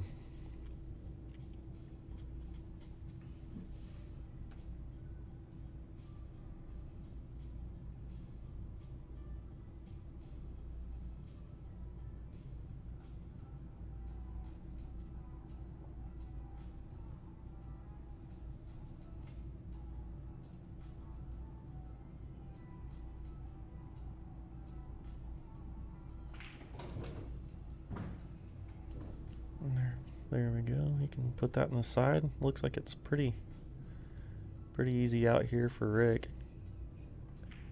I think he's going to want to leave himself a little bit of an angle here on the 5 to kind of just play off this bottom rail and back out to the 7 in the side. Oh man, I didn't like drawing above that. I mean, he can still play the 5 here in the corner and play the 7 up, but that's definitely the hard route.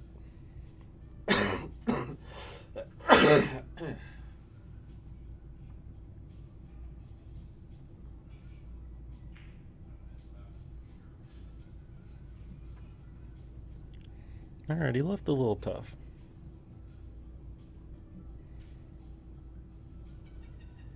I think Kenny can go ahead and cut this ball in.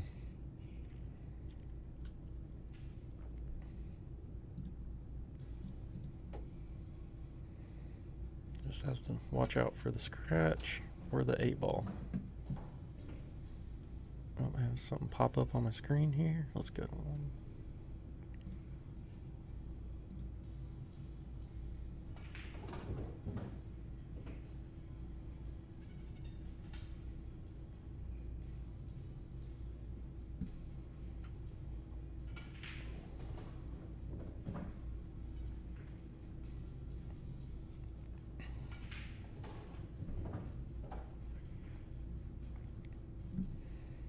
And he's still just rolling.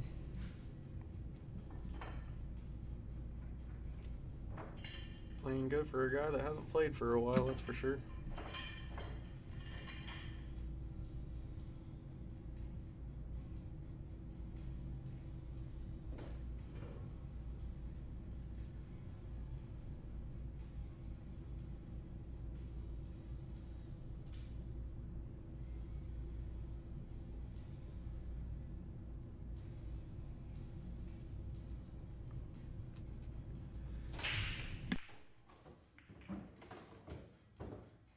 Oh, come on, give him a shot.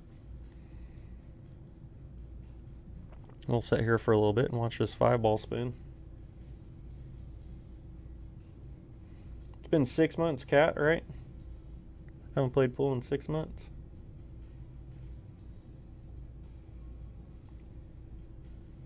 Haven't even touched my cues. That's my favorite one to use. I haven't even touched my cues in probably 2 months or so. That's one thing Stevie used to make fun of me for. Back whenever I was playing all the time. He goes, "Kid, you're going to have to get a better disguise than that." He goes, "You can tell the ones who the players are." He goes, "You walk in, they're pale, their hands blue, and they got a chalk stain on the lower part of their shirt." And I look down, I'm white as a ghost. My entire left hand is blue, and I got a chalk stain right on the bottom of my shirt. Shanda, he told me it's been 2 months, and then he said the last time he played before then was another month and a half, so he said he's really only played once in the last 3.5 months or so, and that's about as long as it's been since I've seen him out. So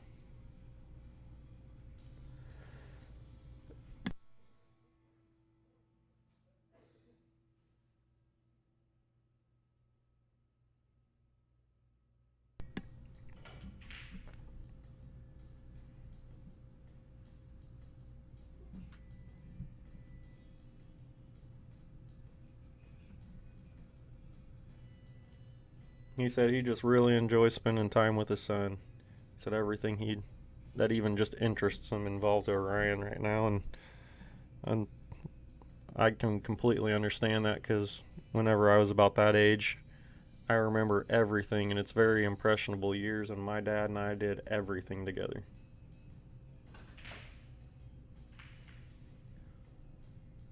Oh, cue ball. Oh, cue ball. Dink. Hey, that counts. Dink.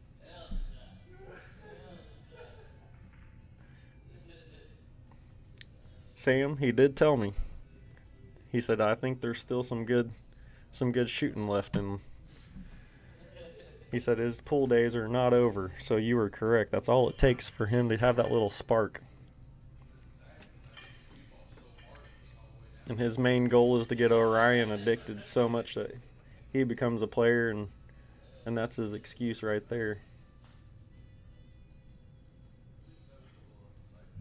Yeah, Shanda, that's been a big thing with a lot of the people like Mike Berry and Jeremiah Holman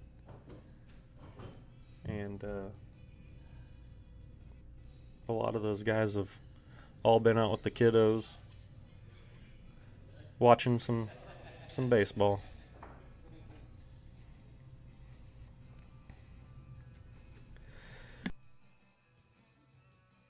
Just got to make sure if Orion gets drafted by the Cardinals, he's in top form.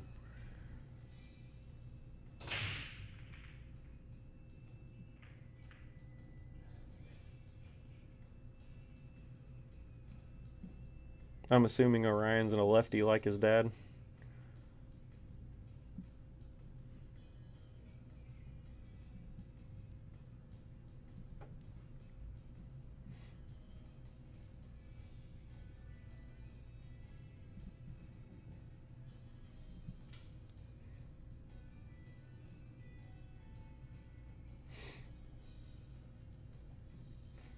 It's crazy. My dad actually is left-handed, but he does play or pull right-handed.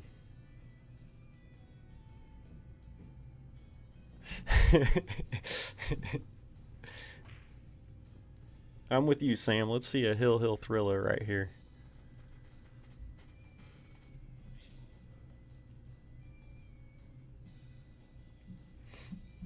How in the heck does that boy become a Padres fan? I don't get it.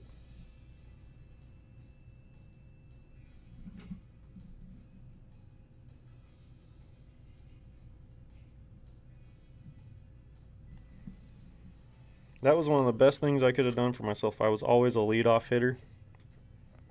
And there towards the end, I started hitting and batting left-handed. I actually started playing left-handed before my dad, who does pretty much everything right-handed but baseball. Well, he eats left-handed, plays baseball left-handed. He and I are really weird. We're lefties and righties. Oh, Tatis Jr. I gotcha. Well, he used to be a Cardinal. His dad used to be a Cardinal, so I mean that's acceptable, I guess.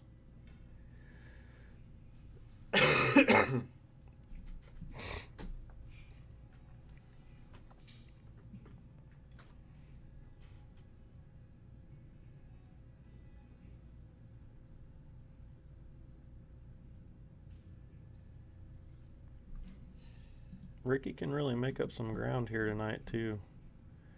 He's sitting at 43, and I think he actually won last night, right? Cat, he won last night, didn't he?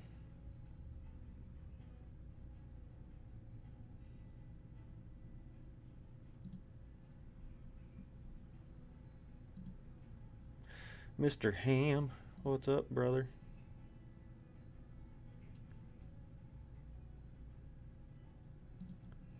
So if Ricky wins again, so right now he's sitting at 58 points. He could get another 30, which would put him at 80. It puts him at number 4. So if he can pull this win off and his 9 p.m. win, those are major points. And even if he does takes 2 out of 3 for this week, that's major jumping up in the standings there.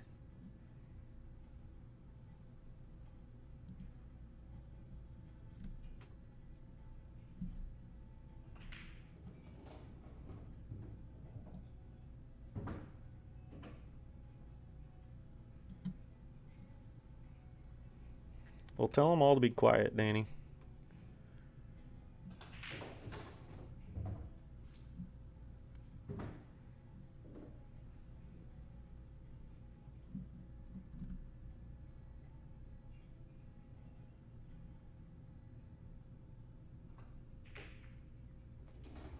Very nice shot there, Ricky. That's going to get him back in line with everything.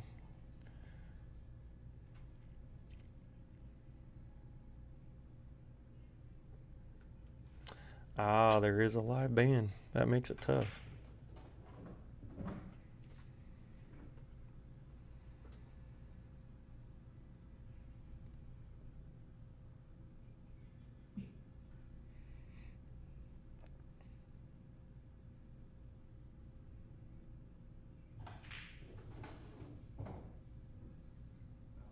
Kind of let out of his stroke there a little bit. I mean, he did kind of push through, but it wasn't fluid. Like it kind of, that's why you saw that cue ball kind of die there a little bit. But he'll be okay.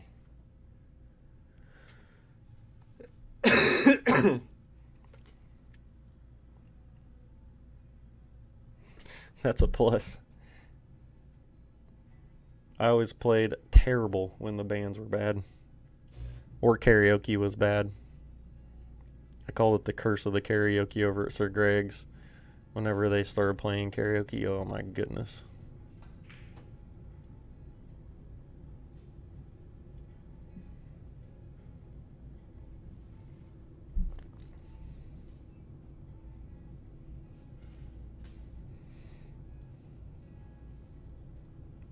Well, he's got a little angle here he's got to control the cue ball with, but he should be okay.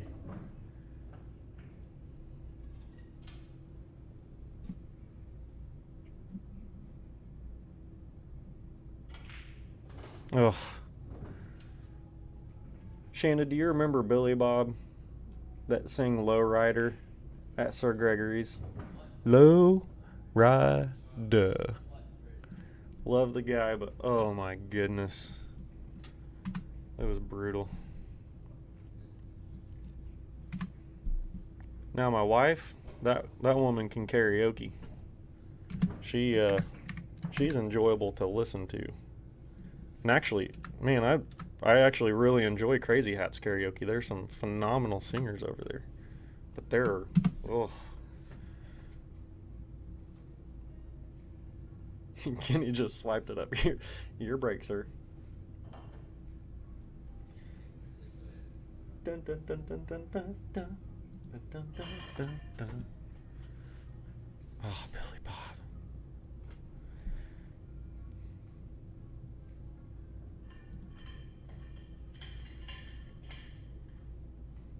And then there was what was his last name? He was handicapped as well, but his name was Michael Schaefer. And he would come up with some doozies. I don't really remember too many great. I'm pretty sure that was Mike Schaefer.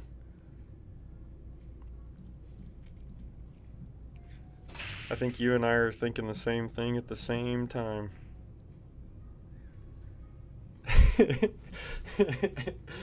Oh man, Ash and I will never forget about that, Danny. She straight up walked up in the middle of the Calcutta as they're trying to do it while they're on the mic with a $20 bill trying to give it to them and get them to shut up so Ashley could sing.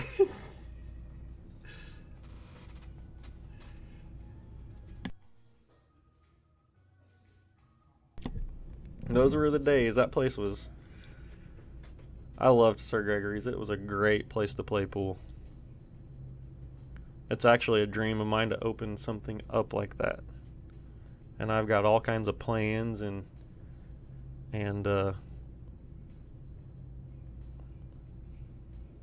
yeah, it's just something I want to do so bad.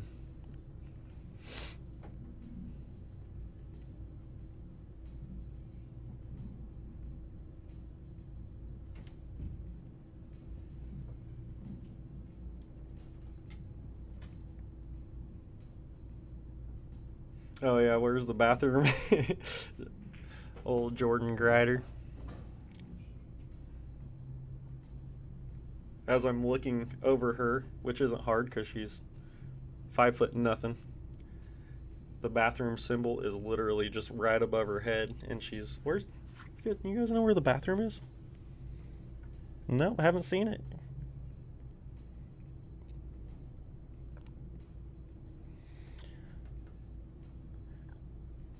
Jordan was a fun one to ham hang with, that's for sure. Oh man.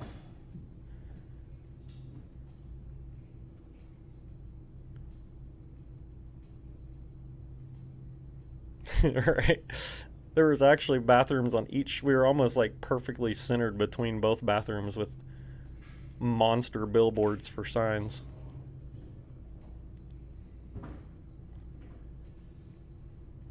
Come on, Ricky, you can get it, brother. You're just still coming up just a little short, making himself shoot harder. There it is. He's going to be... Come on, pop out for him. I was going to say he's going to be back in line, but it just didn't roll out for him.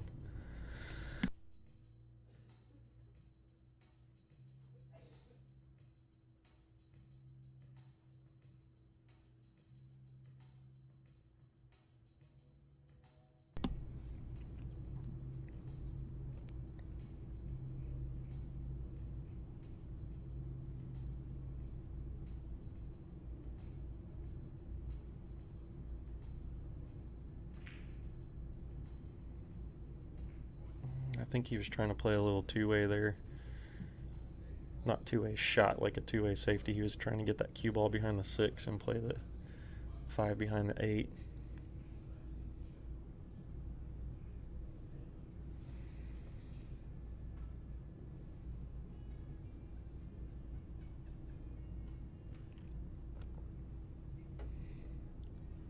I'm interested to see if Kenny can spin this out or if he's going to play it back underneath. Yeah, I think that's the shot there.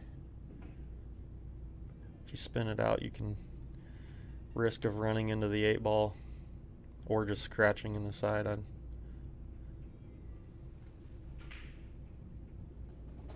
Nice shot. There might be a few shots you can, and there's not been many to say the least here, but a few shots you can see a little bit of rust on, but that mind's still pretty sharp. He knows how to move the cue ball. He still has that high level there.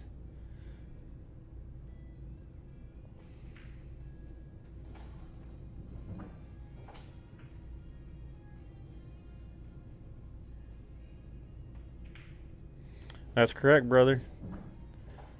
It's all fresh.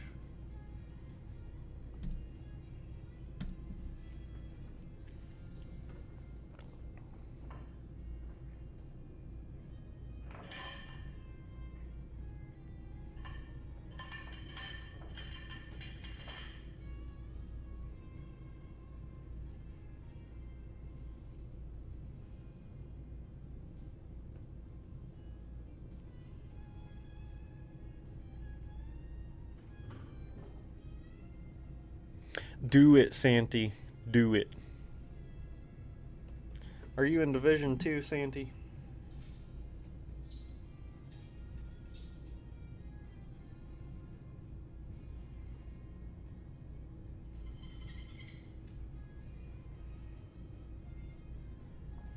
Because if you're in Division 2, it's still wide open, brother.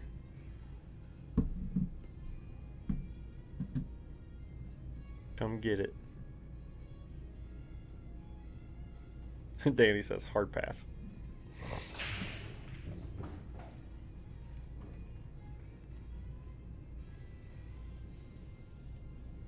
Kenny can make some big waves here with this.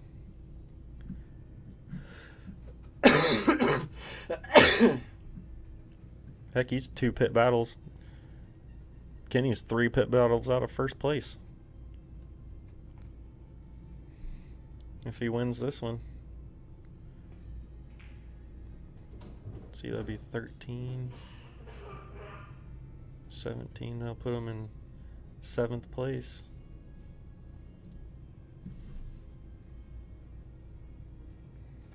Heck, Santa, you're 3 pit battles out of first place, man.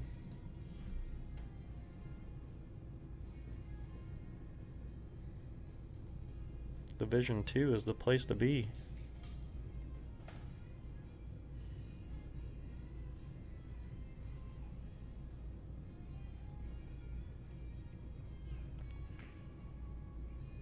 Nice shot, Ricky.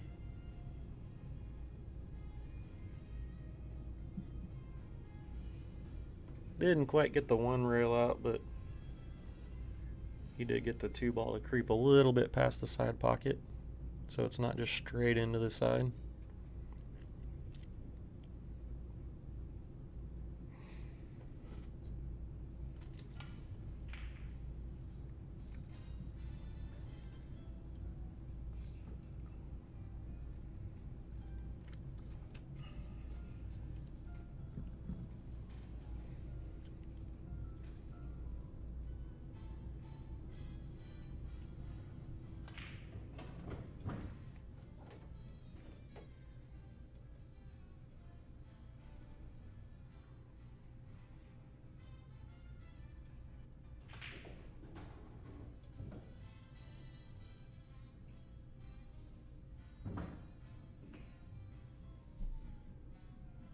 who's on first and what's on second.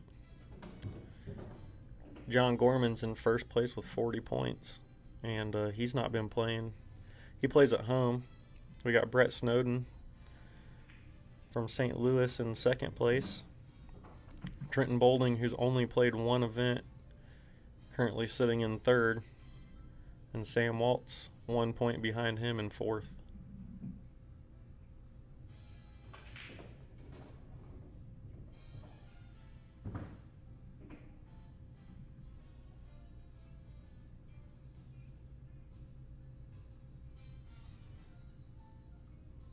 Who's in third?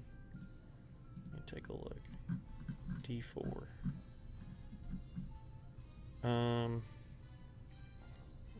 Willie. Got like 15.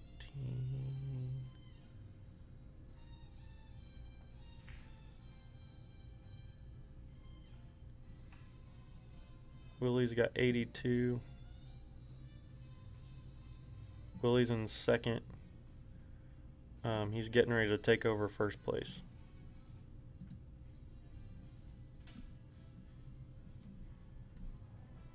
And then that would put Kat into third place by herself. And Mr. Hamhang, you are one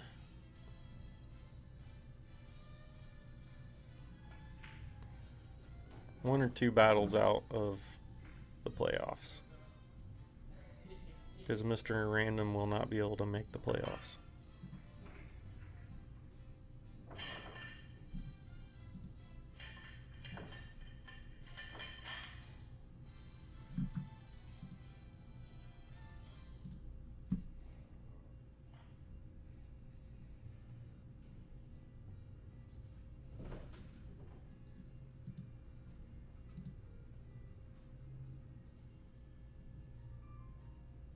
Willie Beeman.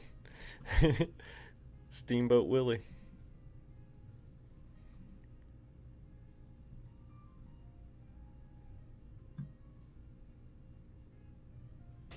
Sam Willie's played really well the last few times he's played here. He's improved from whenever I've first seen him really come into the scene here in Springfield.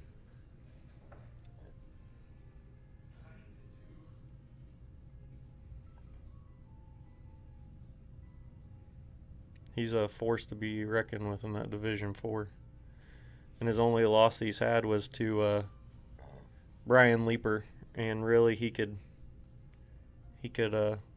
compete with Brian. He thinks Brian's a D3 player, but I think Brian is right where he belongs, and Willie just let it get away from him.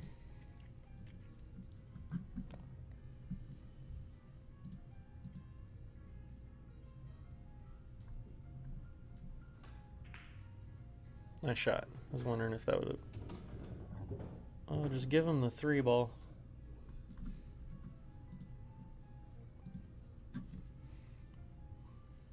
I think he's got it.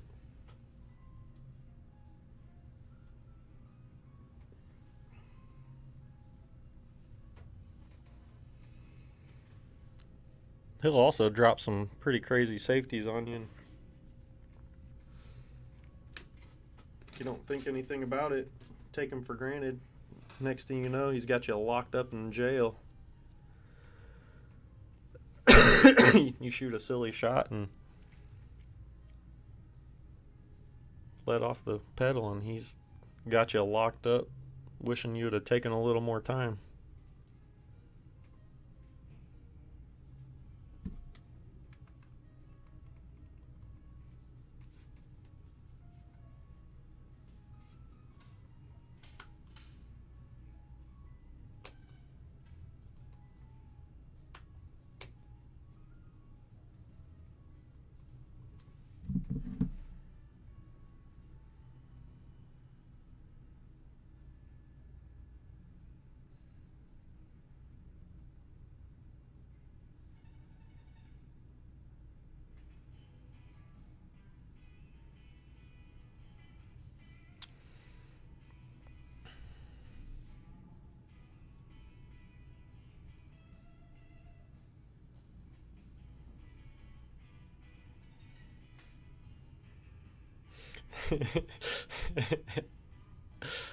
Oh man.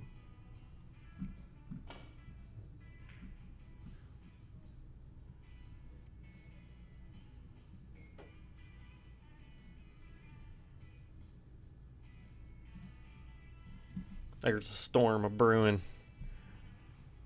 And it smells of ham and regret.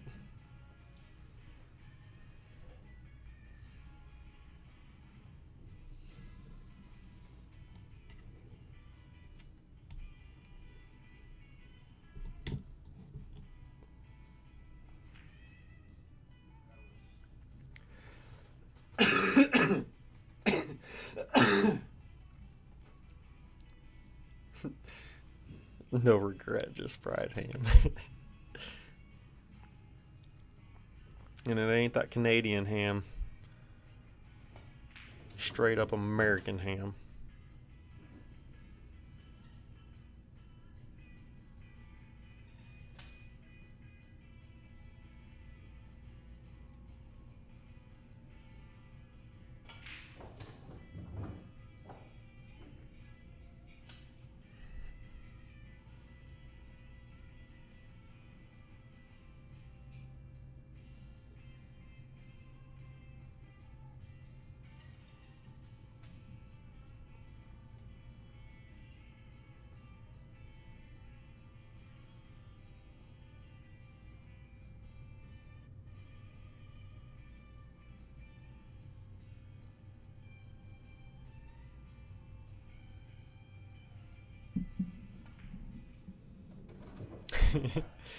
Those combos were on point, that's for sure.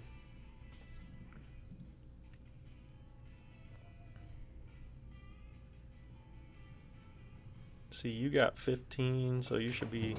I think you're in 4th place, brother. I really do.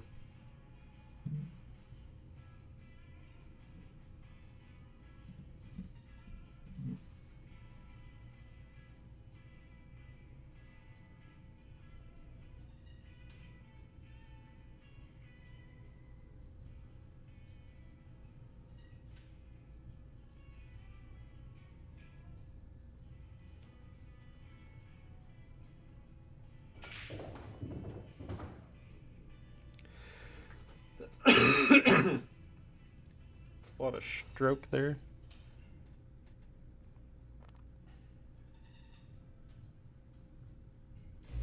If you ain't first, you're last, Ricky. Hell, that ain't true. You could be second. You could be third. Hell, you could even be fourth.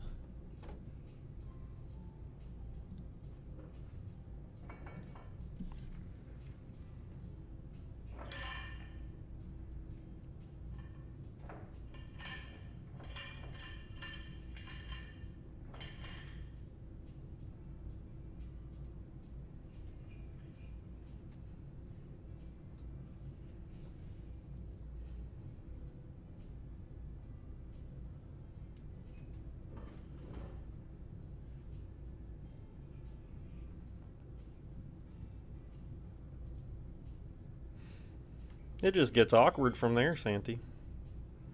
If there's 2 number 1s and it makes 11, then there ain't no one in first. I mean, it's just...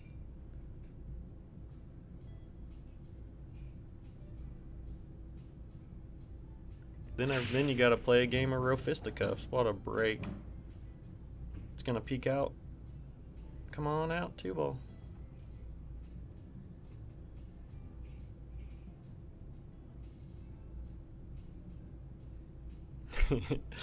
There is no second place.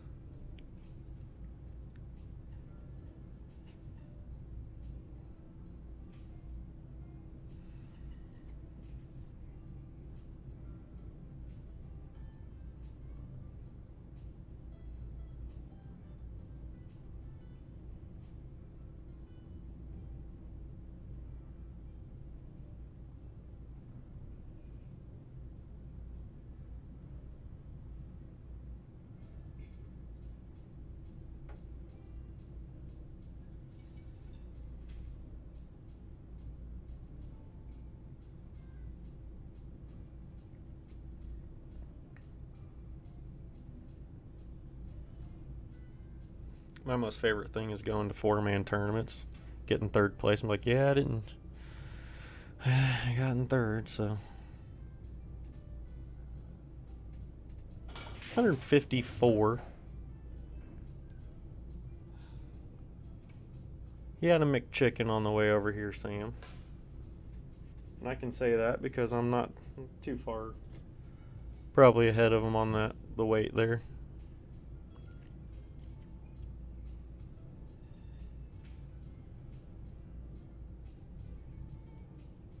Only with the hat.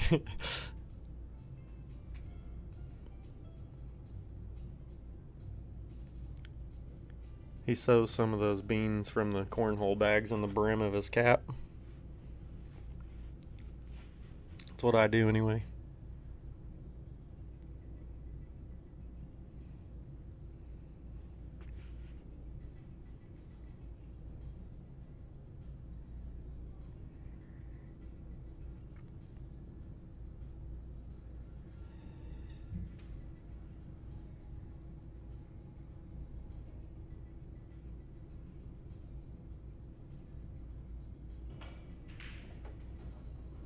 Nice shot there, Kenny.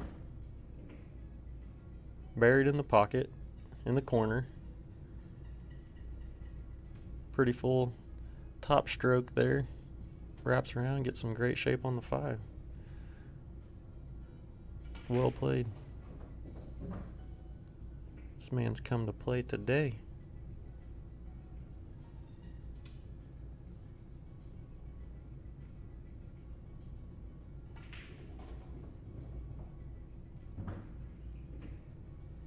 What's scary, Santi, is there's still more down deep in there.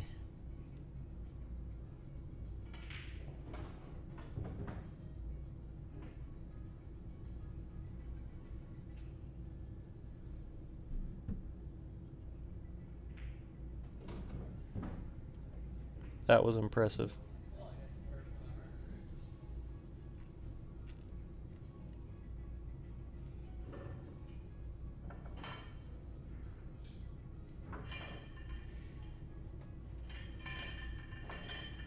Just goes to show, I mean, that these, I'd almost consider myself an old school player too. How strong that field was back in the day, and when we had it hopping, I mean, we had 64-man weekly tournaments every Tuesday and Thursday, full. We had to turn people away, and this was your talent pool right here. Of course, not everyone played like Kenny. Kenny was definitely top 2 or 3 in the room, but Kenny's representing his buddies out here. Yes, sir. Sir Gregory's on Tuesday and Thursday night had to turn players away at 64. Raced a 3 on Tuesday and raced a 3, 4, or 5 on Thursday. And there was no Fargo ratings. There was nothing.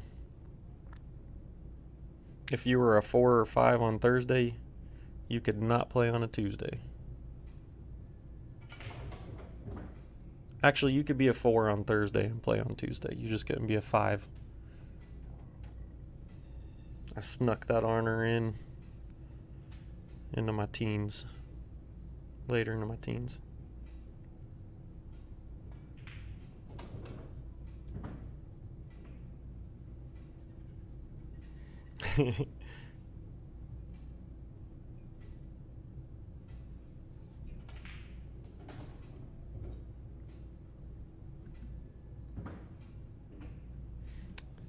Your message disappeared, Santi. Is something about Michael's Billiards?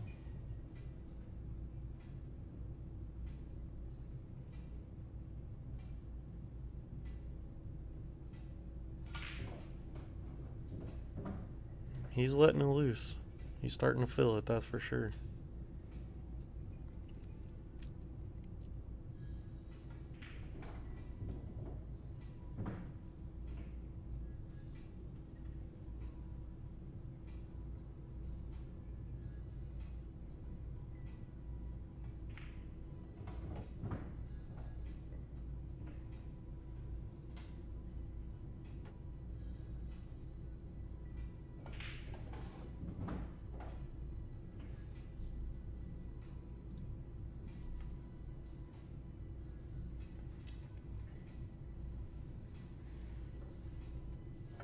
Kenny said he will absolutely get Stevie out in an event, out playing at least one event or tournament or something.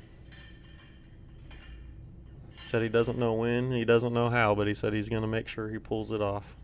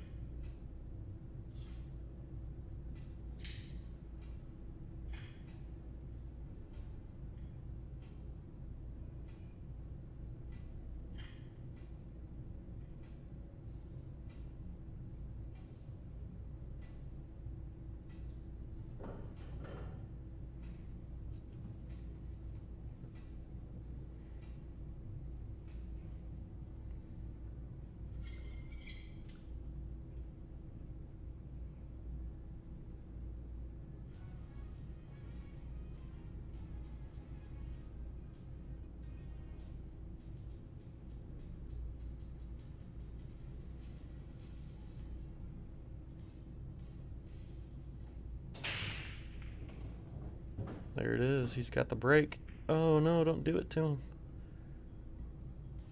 He's starting to plant that cue ball. He got a couple of kicks there, but if he can plant that cue ball and get an opening look.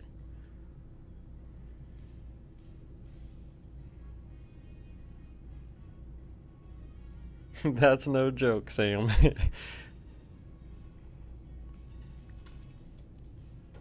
He's got people that still barks at him to this day, and he's just... Kenny was telling me he's got people in particular that he'll... Look at that shot. Don't dirty up the 4, but... That Kenny will lay it down. Or Stevie will lay it down at any time, man.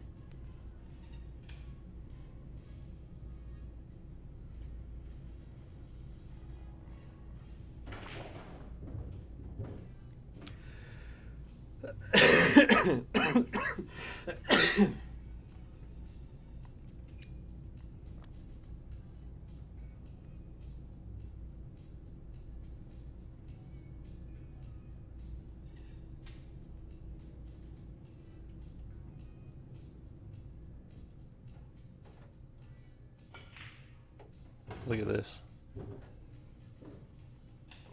7 ball.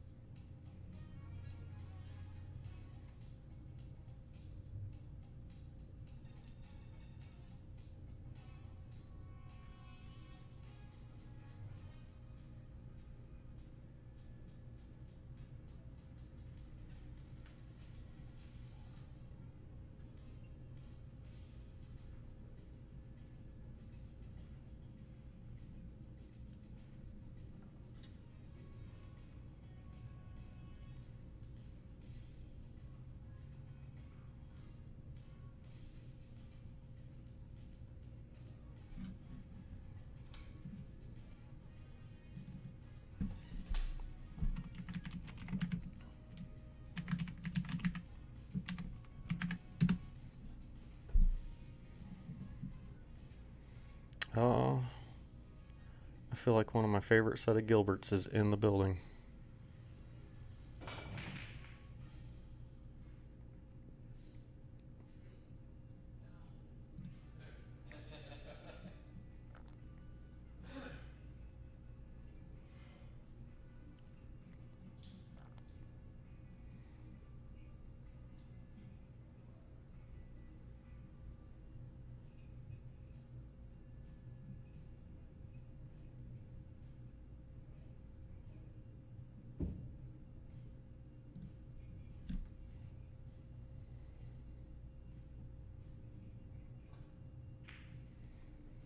You know what we need to do, Sammy, Mr. Silky?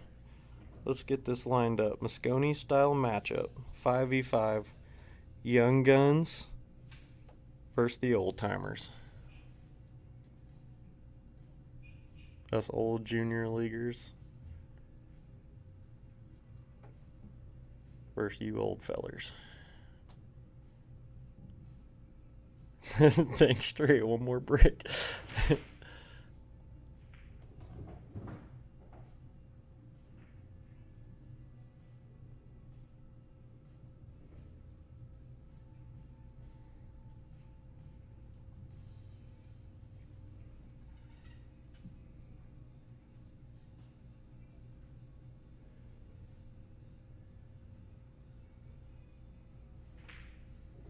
Yeah, there's all kinds of stuff like that going on.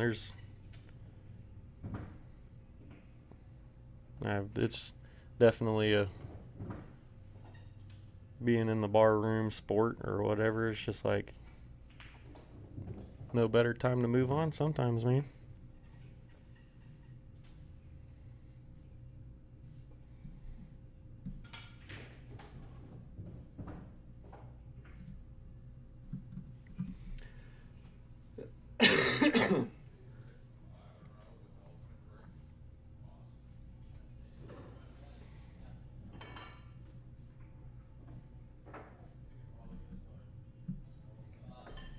We were trying to talk about that a while back ago.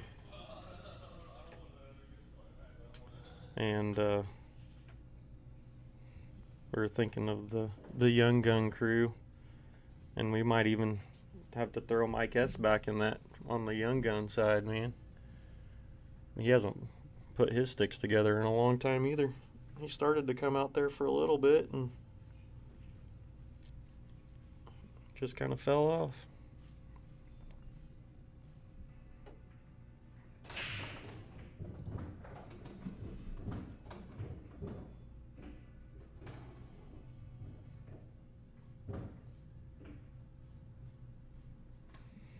Just be missing Mr. Dave.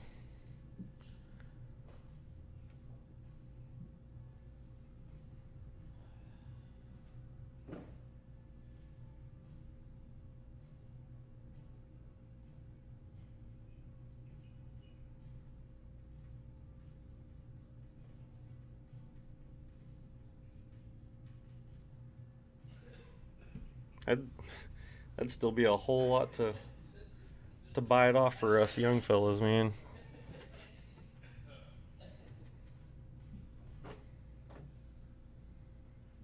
And we ain't even young no more.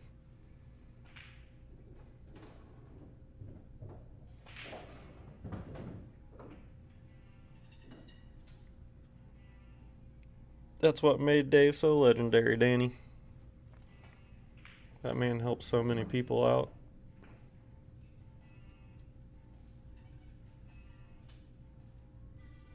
That's true, Stacy.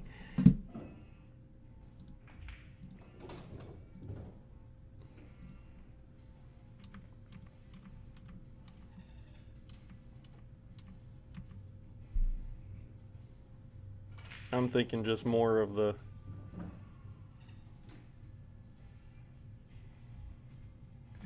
if I could find that Shane, I'm pretty sure my brother-in-law walked off with that thing.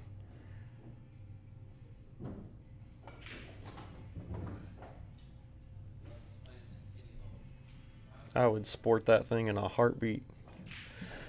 It was my 13th birthday present. That's when I got the nickname the Giant Killer.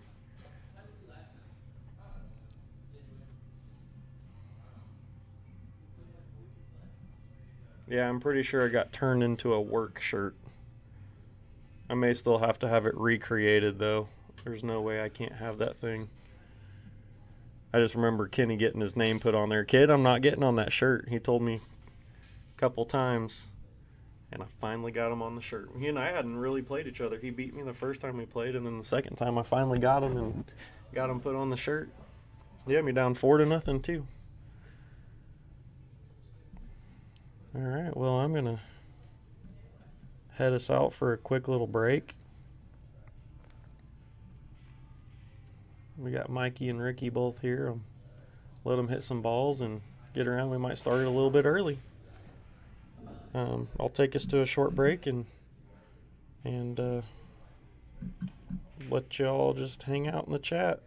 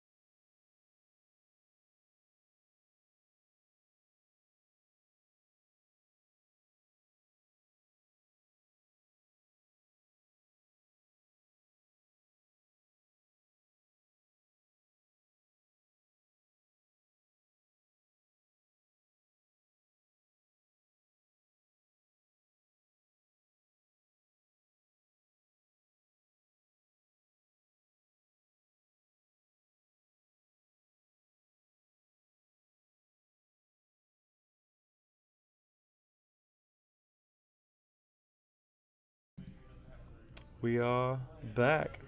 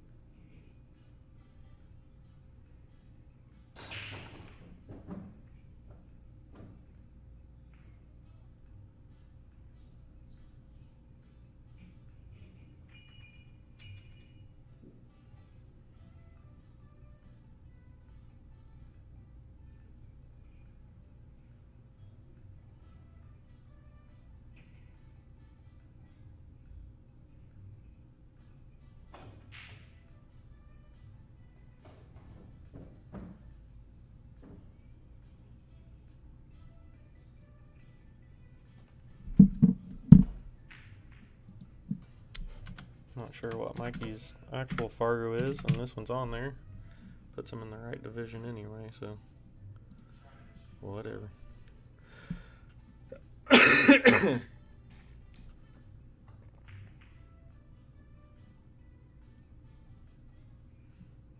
He went ahead and just tried it.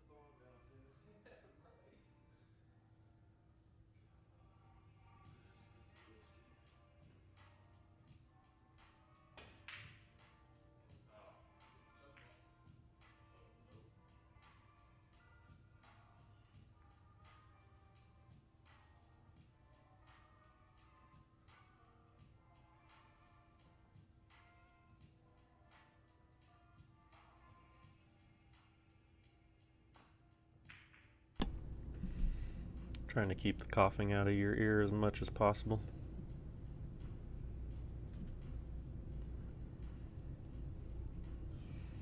Alright, I'm going to need to see my man Ricky get some swagger going.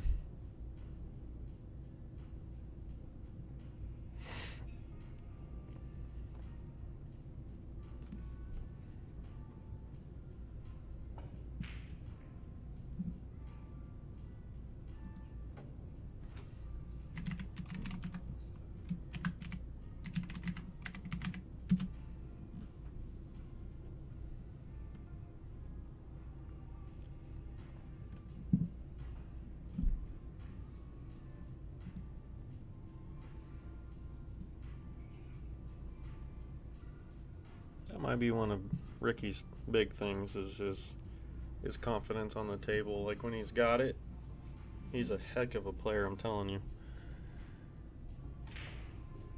But there are times where he just gets down on himself and you can see he's just a different player. He's just not very motivated. I'd love to challenge him to be a little more aggressive. Maybe not to his opponent, but just reach down deep inside and just want to punish everybody.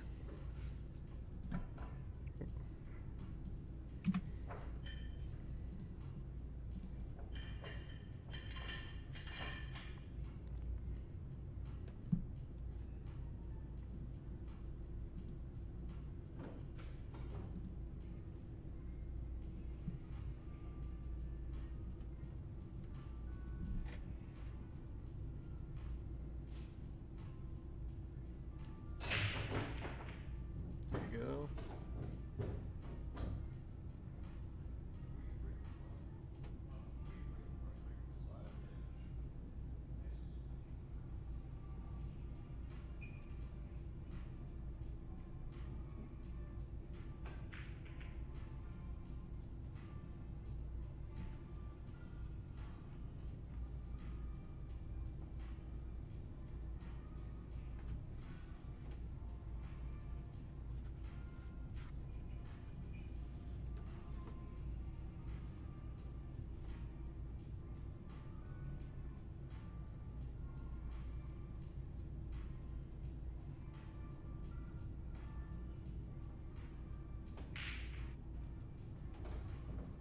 Oh, it's gonna go. It's gonna go. That's deflating there too. But Mikey hit it well. I mean, make good shots, you get good rolls. He was still gonna be at the table looking at the one ball, nice and clean. So he did his part, but just sitting there with Ricky kind of struggling tonight. That's just another dagger there. Another something to come back from. And that was Mike McLean from Division 4. Rocking some of the prettiest Gilberts you'll ever see.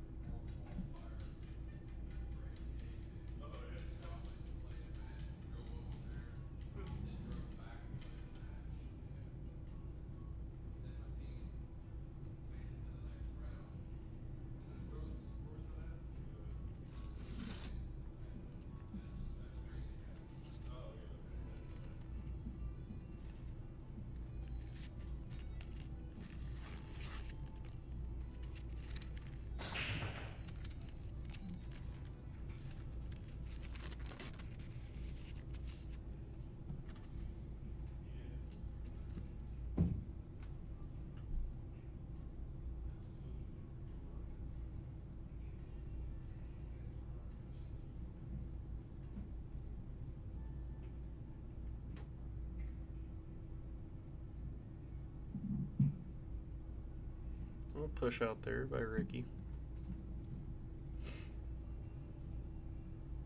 I like to kind of explain that sometimes because sometimes I have family members or someone share this on a stream, and we have a new watcher that doesn't really ever played. But a push shot on 9-ball is only after the break, and if you have a legal break. You don't get to push out if there's a ball in hand, like a scratch on the break. But basically it's to not be punished on the break. You can roll the cue ball anywhere, hit any ball, and not be punished with a foul.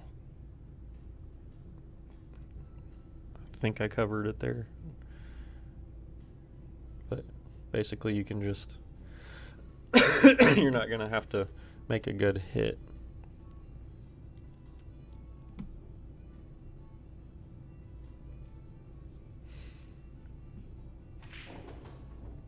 Oh, he lost it. And now he's in a real weird spot here. See if he can at least thin it. Oh, he could hit more than just thin.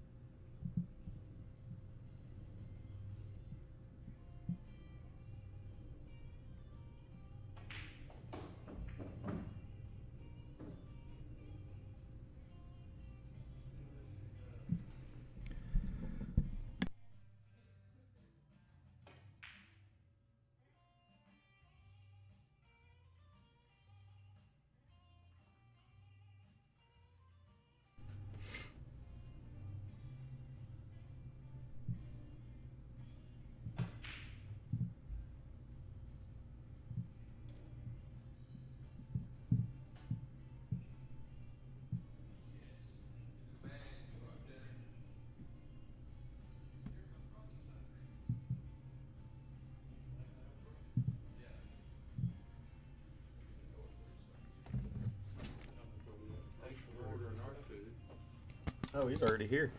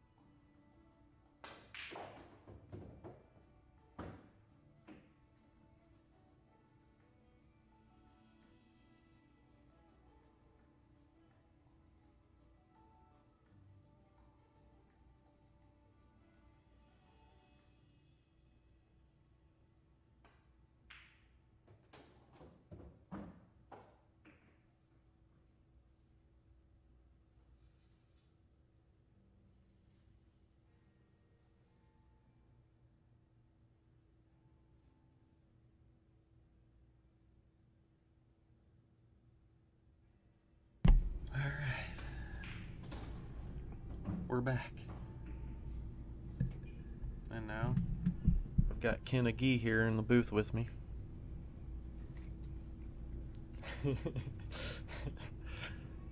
After bringing you Hardee's and you treat me like that. You would have brought Ashley steaks. Mm-hmm. Oh, what a shot.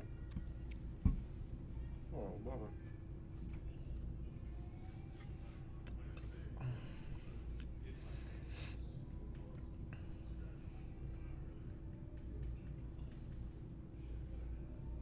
That's kind of been Ricky's roles he's been getting here, just kind of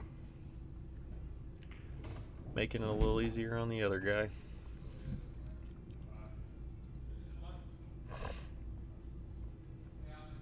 But his opponents have been playing pretty well too, and just got to step it up and grind and get over the hump. And he's spotting Mikey 2 games, so he's got to win 7-4 at the worst.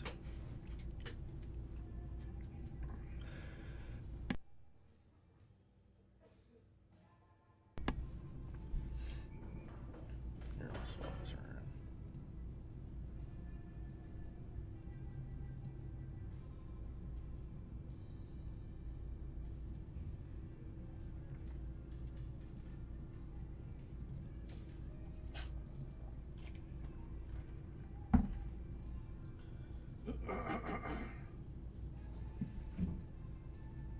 Mikey's break 3-3. This puts him on the hill if he can pull this one out.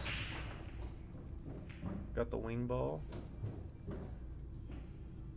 Not a great look at the one, but he's still at the table. I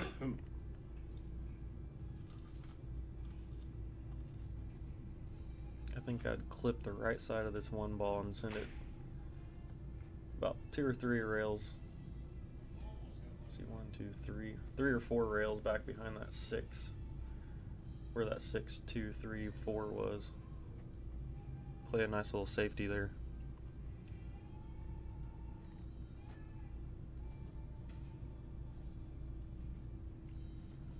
Just talking about clipping the right side of the one, send the cue ball back that direction.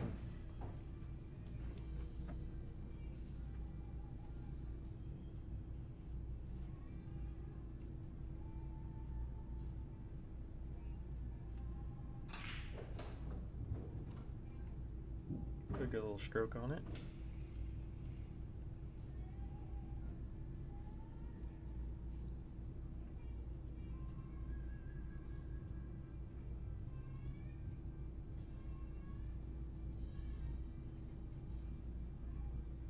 I didn't know if he was what he was looking at there with the 3-4. Almost probably wouldn't have mind just playing the 2 in and just rolling the cue ball into the 9. Just straight through it and try and leave yourself the 3 there in the side.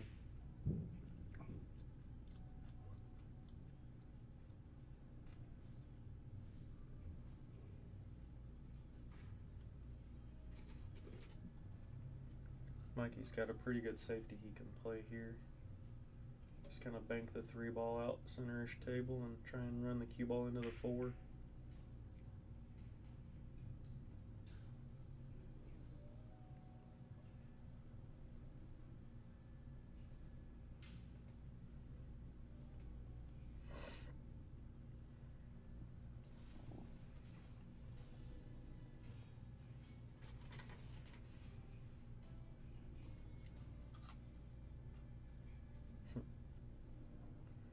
Don't like their fries.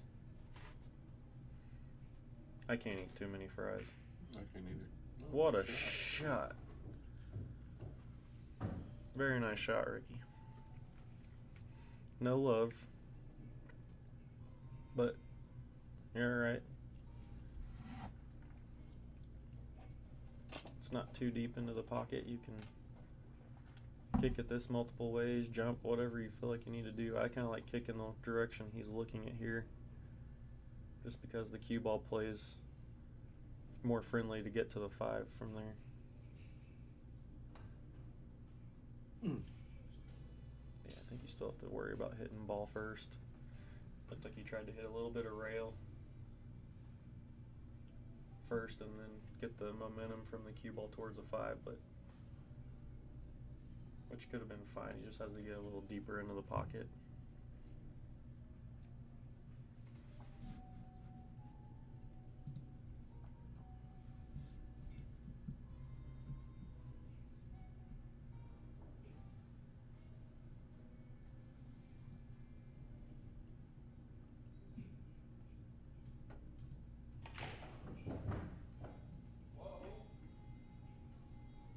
It's okay.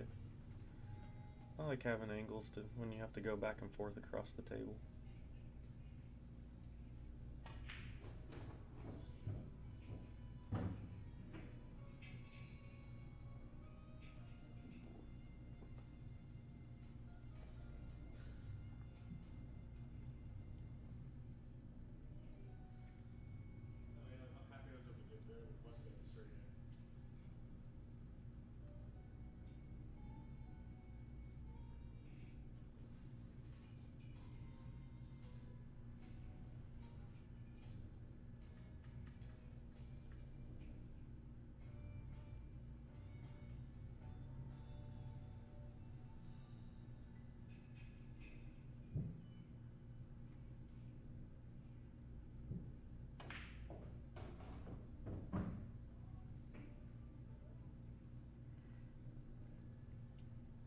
Got some work to do here. Man, he made it. Great shot, Mr. McLean.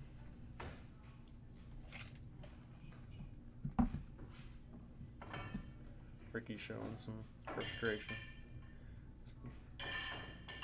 which not always a bad thing. He seemed kind of out of it, and this might be a little bit of pep that he needs. A little bit of fire coming out. I love it.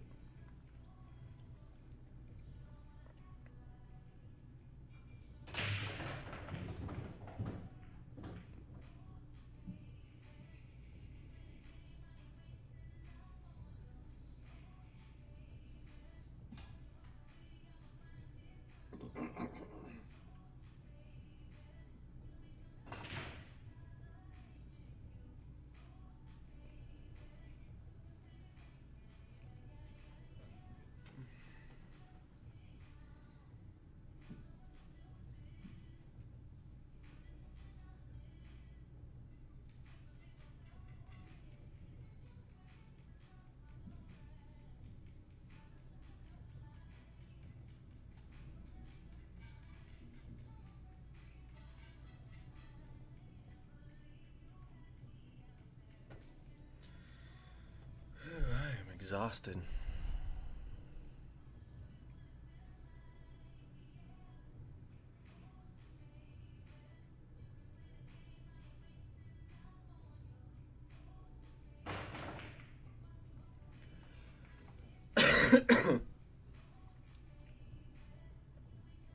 Good hit there by Mikey.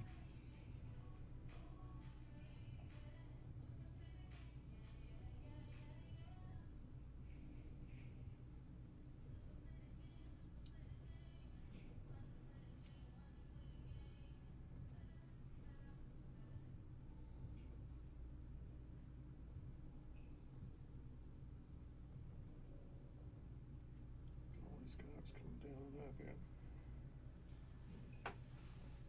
Yeah, I don't mind coming up here either and then just clipping it and sending the cue ball. Yeah, there's just a lot of craziness that could go on that way. Just trying to jump it. That ball could have hopped off the table and the scratch was there, and I didn't mind coming off this short rail here and just kissing the side of the 2 and getting the cue ball down here. Kind of bringing the cue ball out.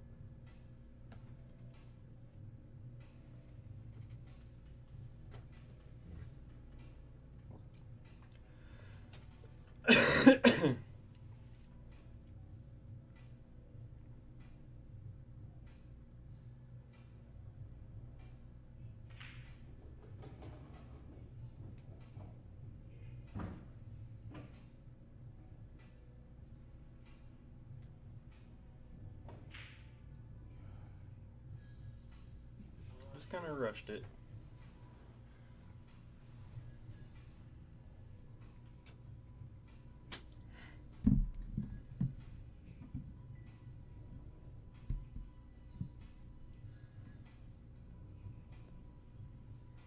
Still got a pretty decent leave here.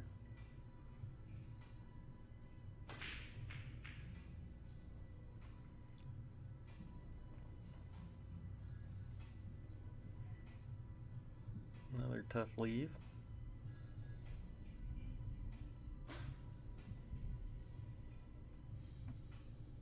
You can still bank this down here in this corner. You just really gotta control the cue ball here more than anything. Try and stay on the high side of the 9 ball so that you can try and just kind of stay out.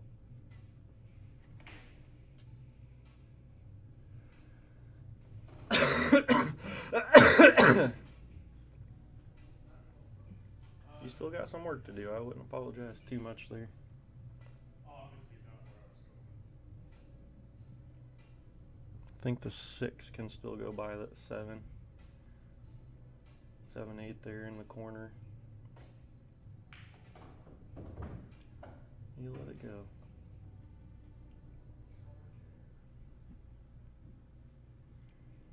Shooting out of the corners like that are real touchy shots. You can hit it super thin and lose the cue ball, or hit it super thick and then the cue ball just gets stuck like it's in mud in that corner. Those are a lot harder than people think. They'll take them for granted just because it's an easy shot in the corner.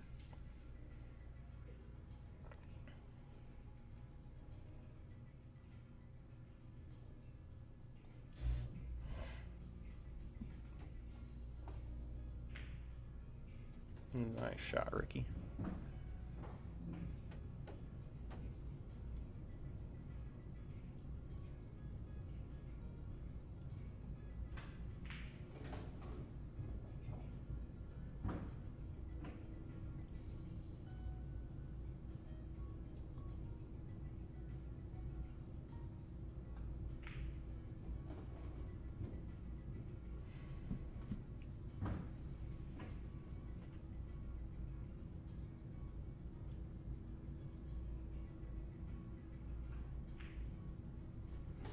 Very well done.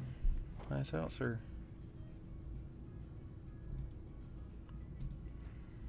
Alright, Mikey's got to jump on it here.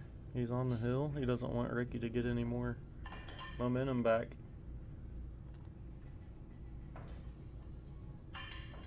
This is that killer instinct you got to have, even if you like the guy you're playing against and you want to see him do well.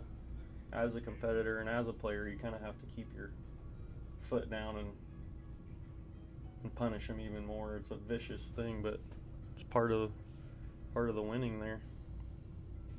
Part of my problem.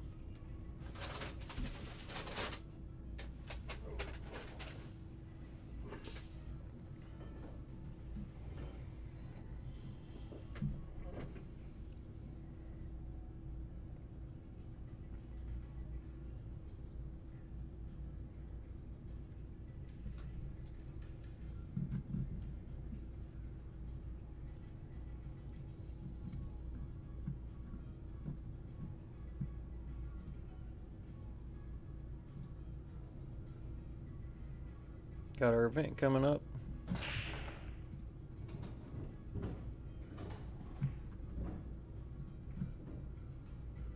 I'll get this different screen up so.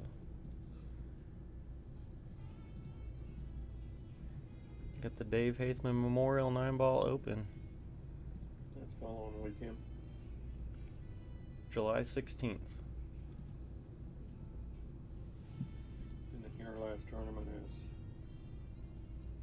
That's the last event, last regular season event, and then we've got the playoffs, which is the 3rd week of August. And then we're going to do like a best of the rest kind of event for the people who didn't make the playoffs the following weekend after that. So the 4th weekend of August. So I ought to be back for for the next tournament, right? It'll be Saturday. You're coming back Friday.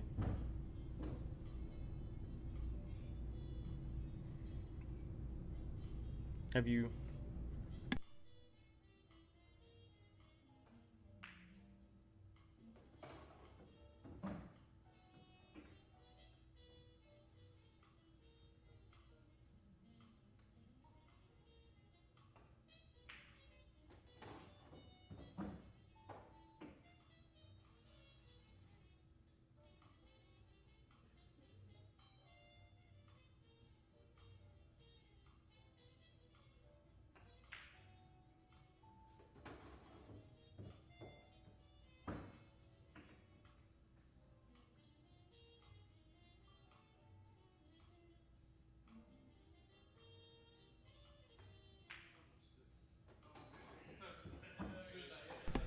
It looked thick. Looked, as we call it, chunky.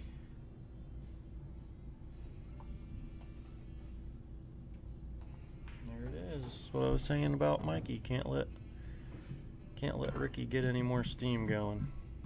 If he does, he's in trouble. It looks like he's picking up some steam there, don't it? Mm-hmm.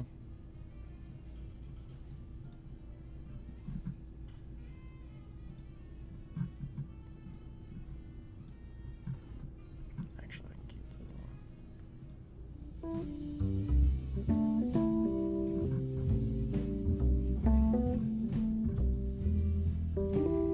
Run this little ad for everyone real quick.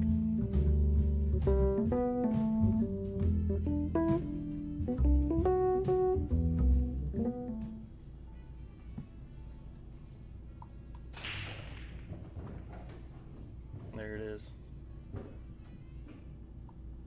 I wouldn't be, that 3-ball got a little weird. If it would have popped out in front of the side like I was thinking it would have, I wouldn't be surprised if Ricky would have had a break and run there. But what he could do here, perfect. I was getting ready to say what he could do here is keep his momentum going, not try and run out. Because if he runs out and leaves something easy for Mikey can capitalize on it. He keeps control of the table here, keeps control of that momentum, and play that safe there. Yeah, the guy tell me today Ron Kenny sold out. I said, dude, what? I said, no way.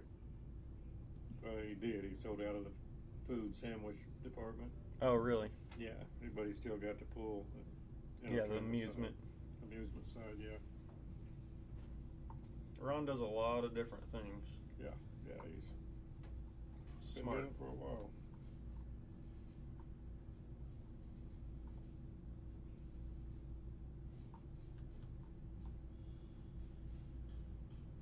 He's very business smart.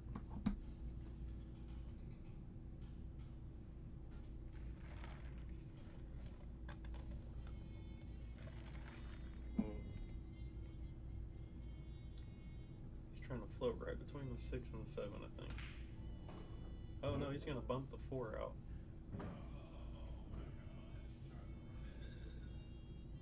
He's trying to be a little smart there and get a little kiss on the 4. Didn't miss it by much. About as close as a hand grenade, I guess, in the club pool, huh? Don't make a difference how close. He just didn't do it. Yeah. Buried it back there. What a shot.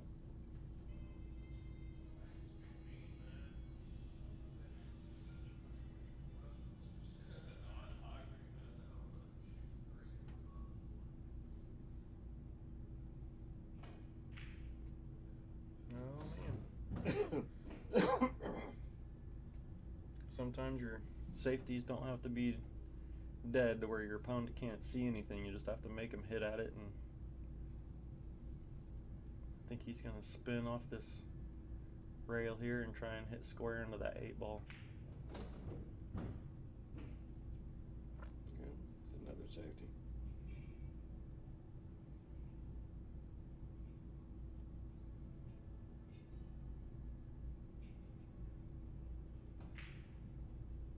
There it is. This is Some good shooting here by Ricky. He's on the ropes here, and this is him clawing back out. He's got that momentum back. He's got some pace when he comes to the table. He looks motivated, and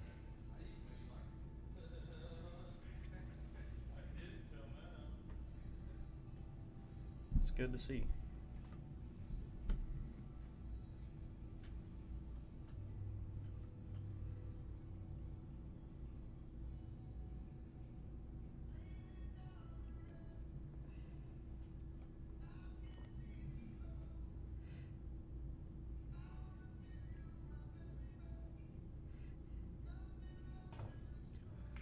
Oh, uh-oh, don't hang up. That's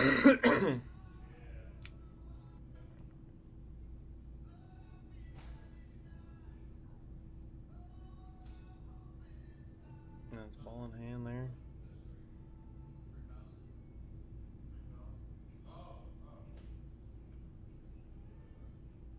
He's going to give it to him. I don't blame that one myself.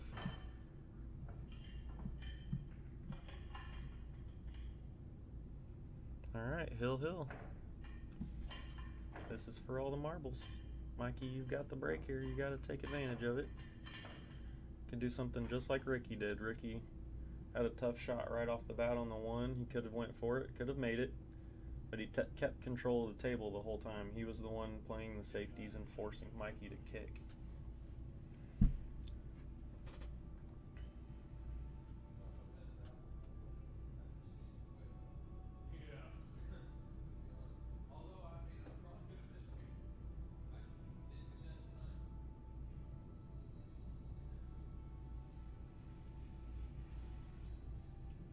Just goes to show you don't always have to break and run to be in charge of the table.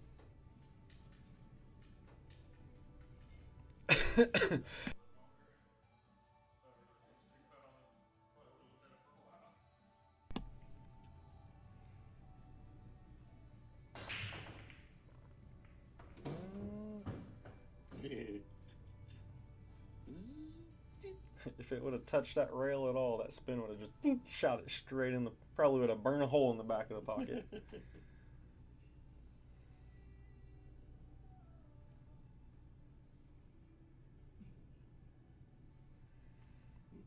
Getting excited. We're getting closer and closer to getting our next 7-footer. Don't have a date yet other than July, but we'll have our second 7-footer here soon, hopefully.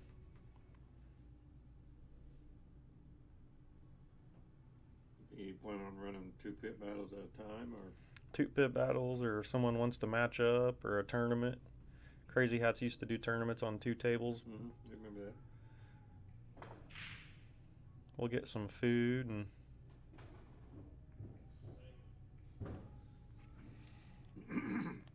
probably need to get us a bigger refrigerator.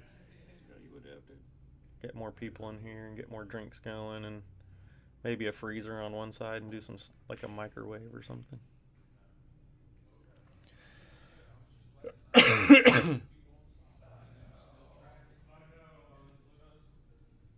Here you go, Ricky. You can run these out. Yeah, Ashley can get up at 4 o'clock and get it all cooked nice and warm, and then bring it to you out here when it's done. Yeah. I'm sure she'd be thrilled. Oh, I'm sure she would. Nice shot.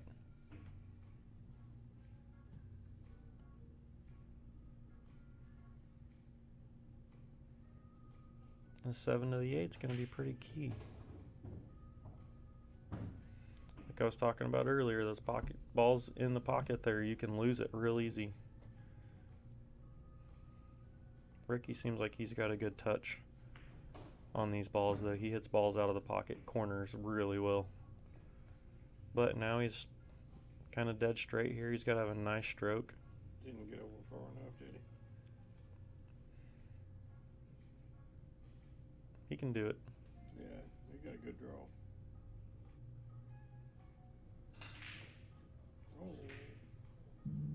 Oh, it's going to go.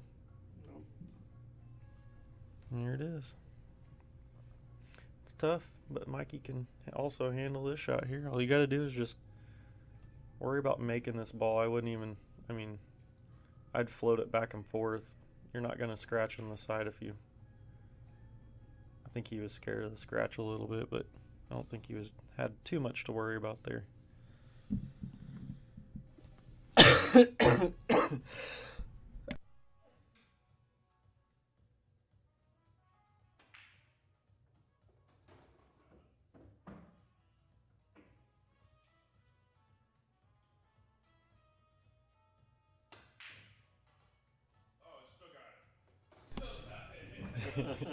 Hill. You know what? He deserved one of those. Yeah, tease him, Brady.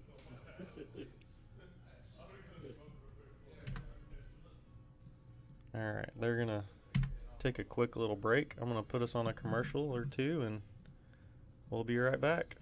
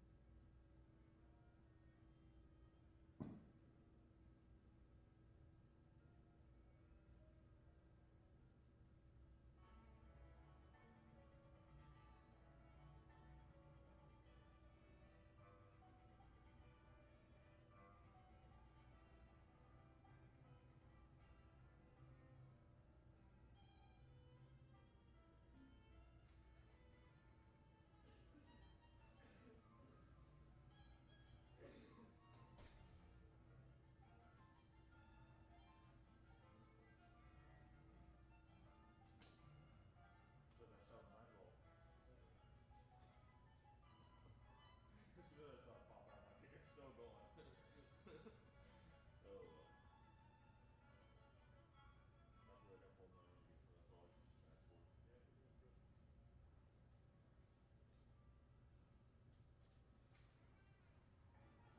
Cold? Oh God, I feel like I just walked out of a casino and it's daylight. It's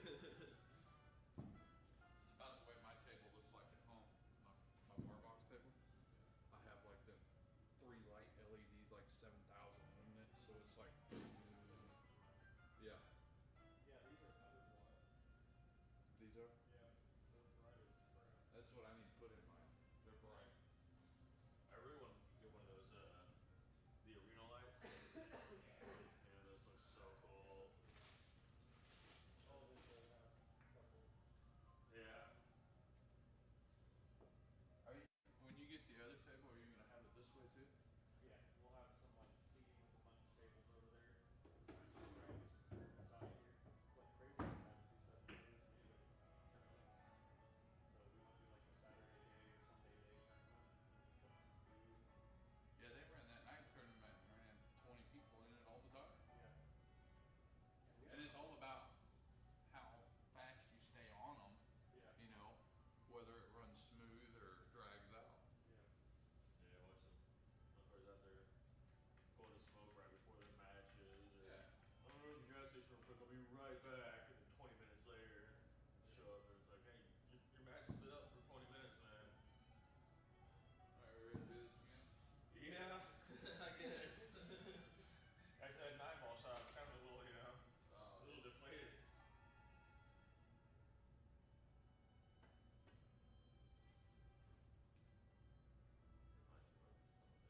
Nope. Neither one of us got Mike got it.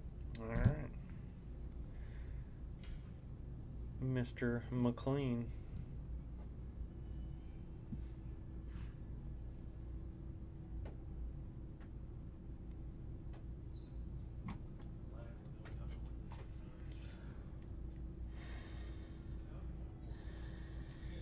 I probably shouldn't take that in.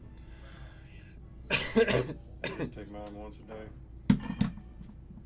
Said 1 to 2 puffs every 4 hours.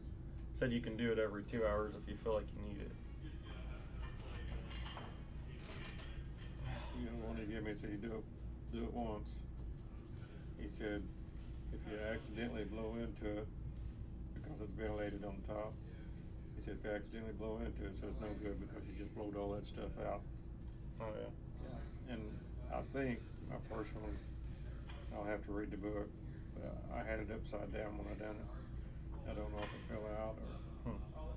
But Does it just fill a chamber up and then you breathe it in? Well, you exhale out here, then when you get ready to inhale, then you put it in your mouth, inhale real big and sucks all that stuff, because you're sucking through the vent, Mm-hmm. and sucks it in, and it sucks all the fluid in, or liquid into you. And then you get a cup of water and rinse your mouth out right afterwards and clean your mouth, clean.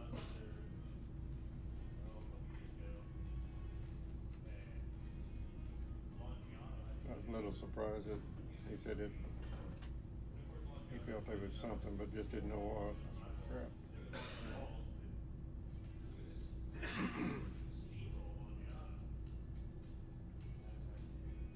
Well, hopefully it's nothing major. Hmm. Said, well, hopefully it's nothing major. Yeah.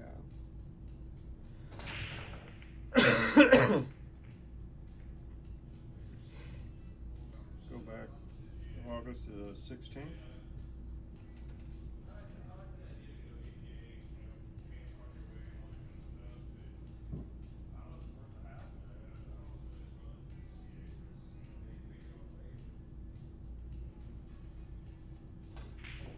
Yeah, I've said that for a while. But I gotta go all the way up here to the beach. Yeah. Have none of that down there. I think David has something out of his place now. Oh,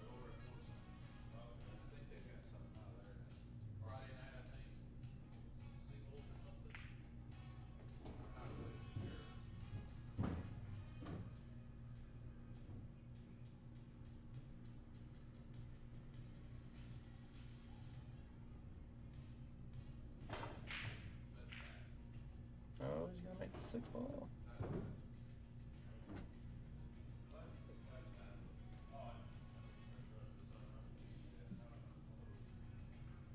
I'll probably be the most honest person anybody playing. Hit the wrong ball first, I guess. They go back. Yeah, I'm that way. If it's close and I ain't 100% sure, it ain't worth the argument. I'll give it to them. I don't even I'm think not Mike saying it would realized. be an argument. I'm just Yeah. saying. I know I will go back and watch it though, but I'm pretty None of that. I feel karma, so if I knew it hit and then I went ahead and played through, then I know I ain't gonna win because karma's gonna bite me in the butt right there at the end, you know. So Yeah. be truthful with it and be done with it. And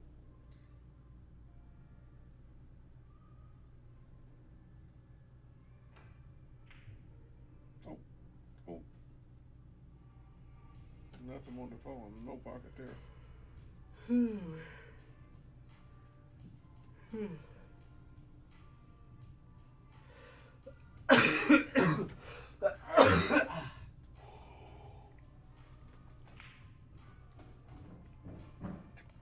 Oh.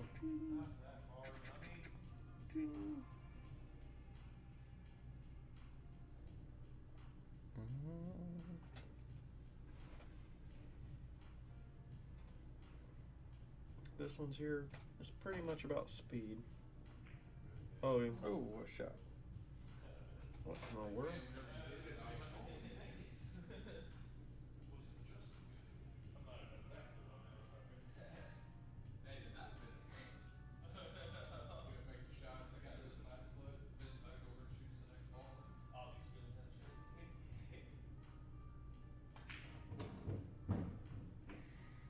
It's a good shot there. Leaves himself a little long angle here. He can draw back and play this on the side fairly easy. Oh, he didn't have to do all that. You got it. Just a little too much. A little too much oompher.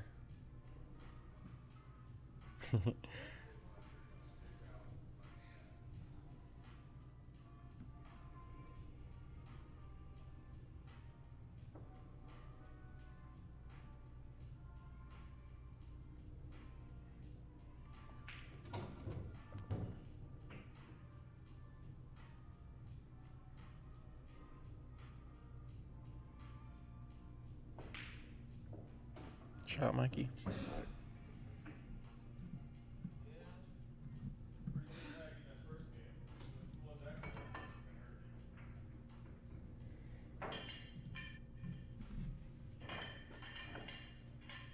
I have to get me some more water.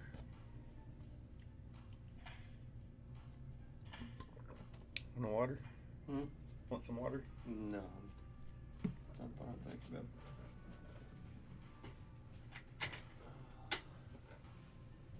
Oh, pulled in the Hardee's. I come down here, Burger King. I said, that's not Hardee's, dang it. I've done this once before. Yeah. So drove all the way over to the other one by the house and pulled up here and order, waiting for them to bring it out. Somebody pulls up behind me and starts honking, hey, out of the way. It was Justin. Mm. So what did you do? See me sitting here? I said, no. He said, I come get something to eat. So I didn't. They ordered behind us. Nice.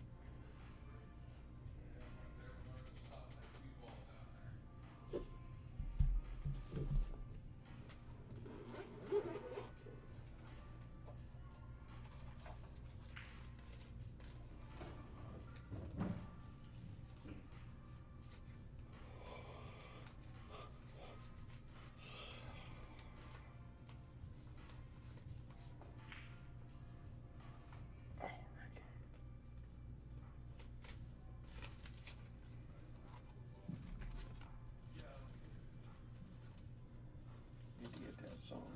It's old Ricky. Old Ricky.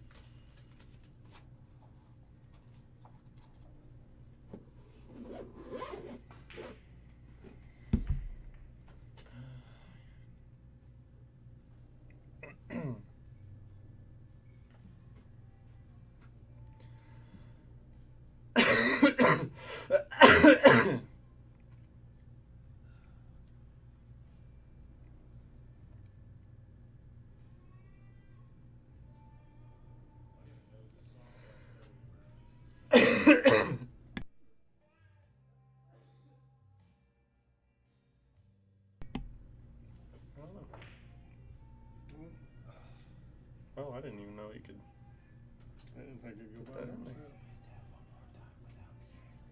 Do what? Sorry, man.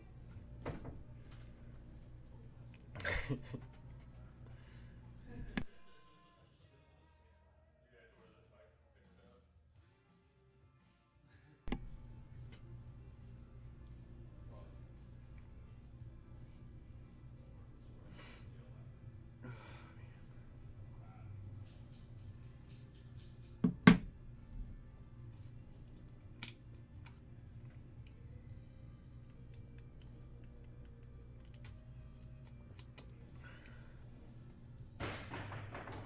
What a shot. Don't do it. No. That pocket does not like him. Why is it when you scratch, I'm always like, you're always right in front of where I can't see it. So I say nice shot, and it scratches. Wrong direction. So I'll be coming this way. Start saying nice shot after every shot. Yeah, there's not much you can do wrong with this one, I wouldn't think.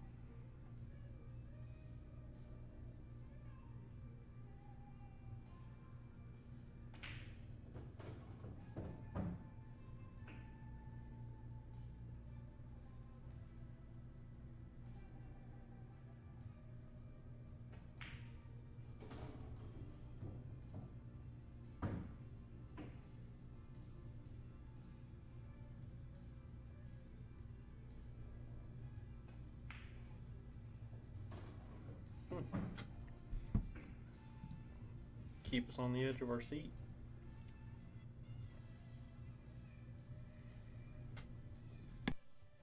That's the way it was last tee before you started coming back on me.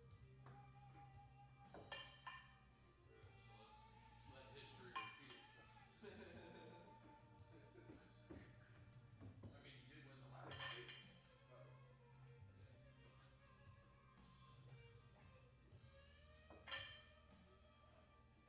yeah.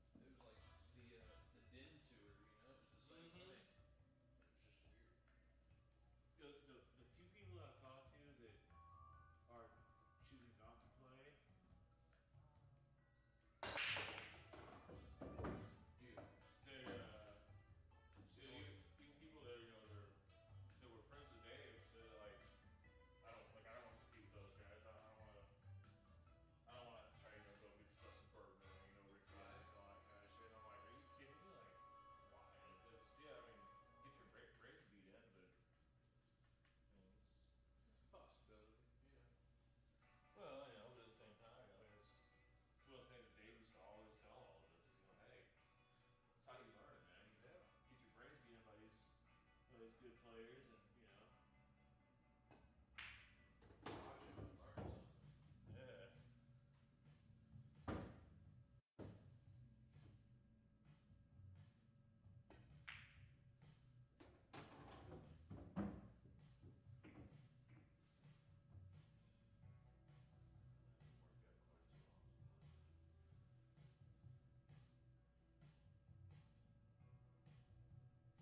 Work out quite so often.